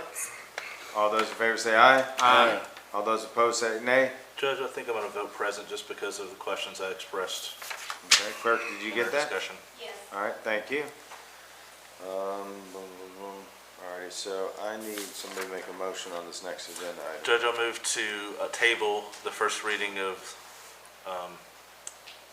the 827 Cardwell Lane zone change. Okay, agenda item Second. number 10, Well, that's fine. You want to table to a certain day? November 6th meeting? December 6th, It doesn't matter, but I'll table till the next meeting of the fiscal court. which is December 6th. No, it's November. November. So I'm it's sorry. It's been a long day, I'm sorry. I was ready for Christmas. Okay. Did we get a second? Yes. Yeah, I second it. All right. All those in favor of tabling item number 10, say aye. Aye. All those opposed, say nay. Motion passes. Authorization to receive treasurer's report. So So, moved. second. All those in favor say aye. Aye. All those opposed say nay. Motion passes. Payment of claims. Is there a motion to deny payment of any claim? No motion was made. Let the record reflect claims are to be paid. Authorization to approve the appointment of Charles Cody Creekmore as light equipment operator / driver. So moved. Second. All those in favor say aye. Aye. All those opposed say nay. Motion passes. Authorization to approve a board appointment of James Rogers to the Franklin County Ethics Commission with a term ending June 30th, 2027. So moved. Second. All those in favor say aye. Aye. All those opposed say nay. Motion passes. Authorization to approve a board appointment of Richard Sanford to Board of Directors of the Franklin County Humane Society with a term ending March 10, 2027. So moved. Second. All those in favor say aye. Aye. All those opposed say nay. Motion passes. Authorization to adjourn. Amen. So moved. All those in favor say aye. All those opposed, we are adjourned. Thank you.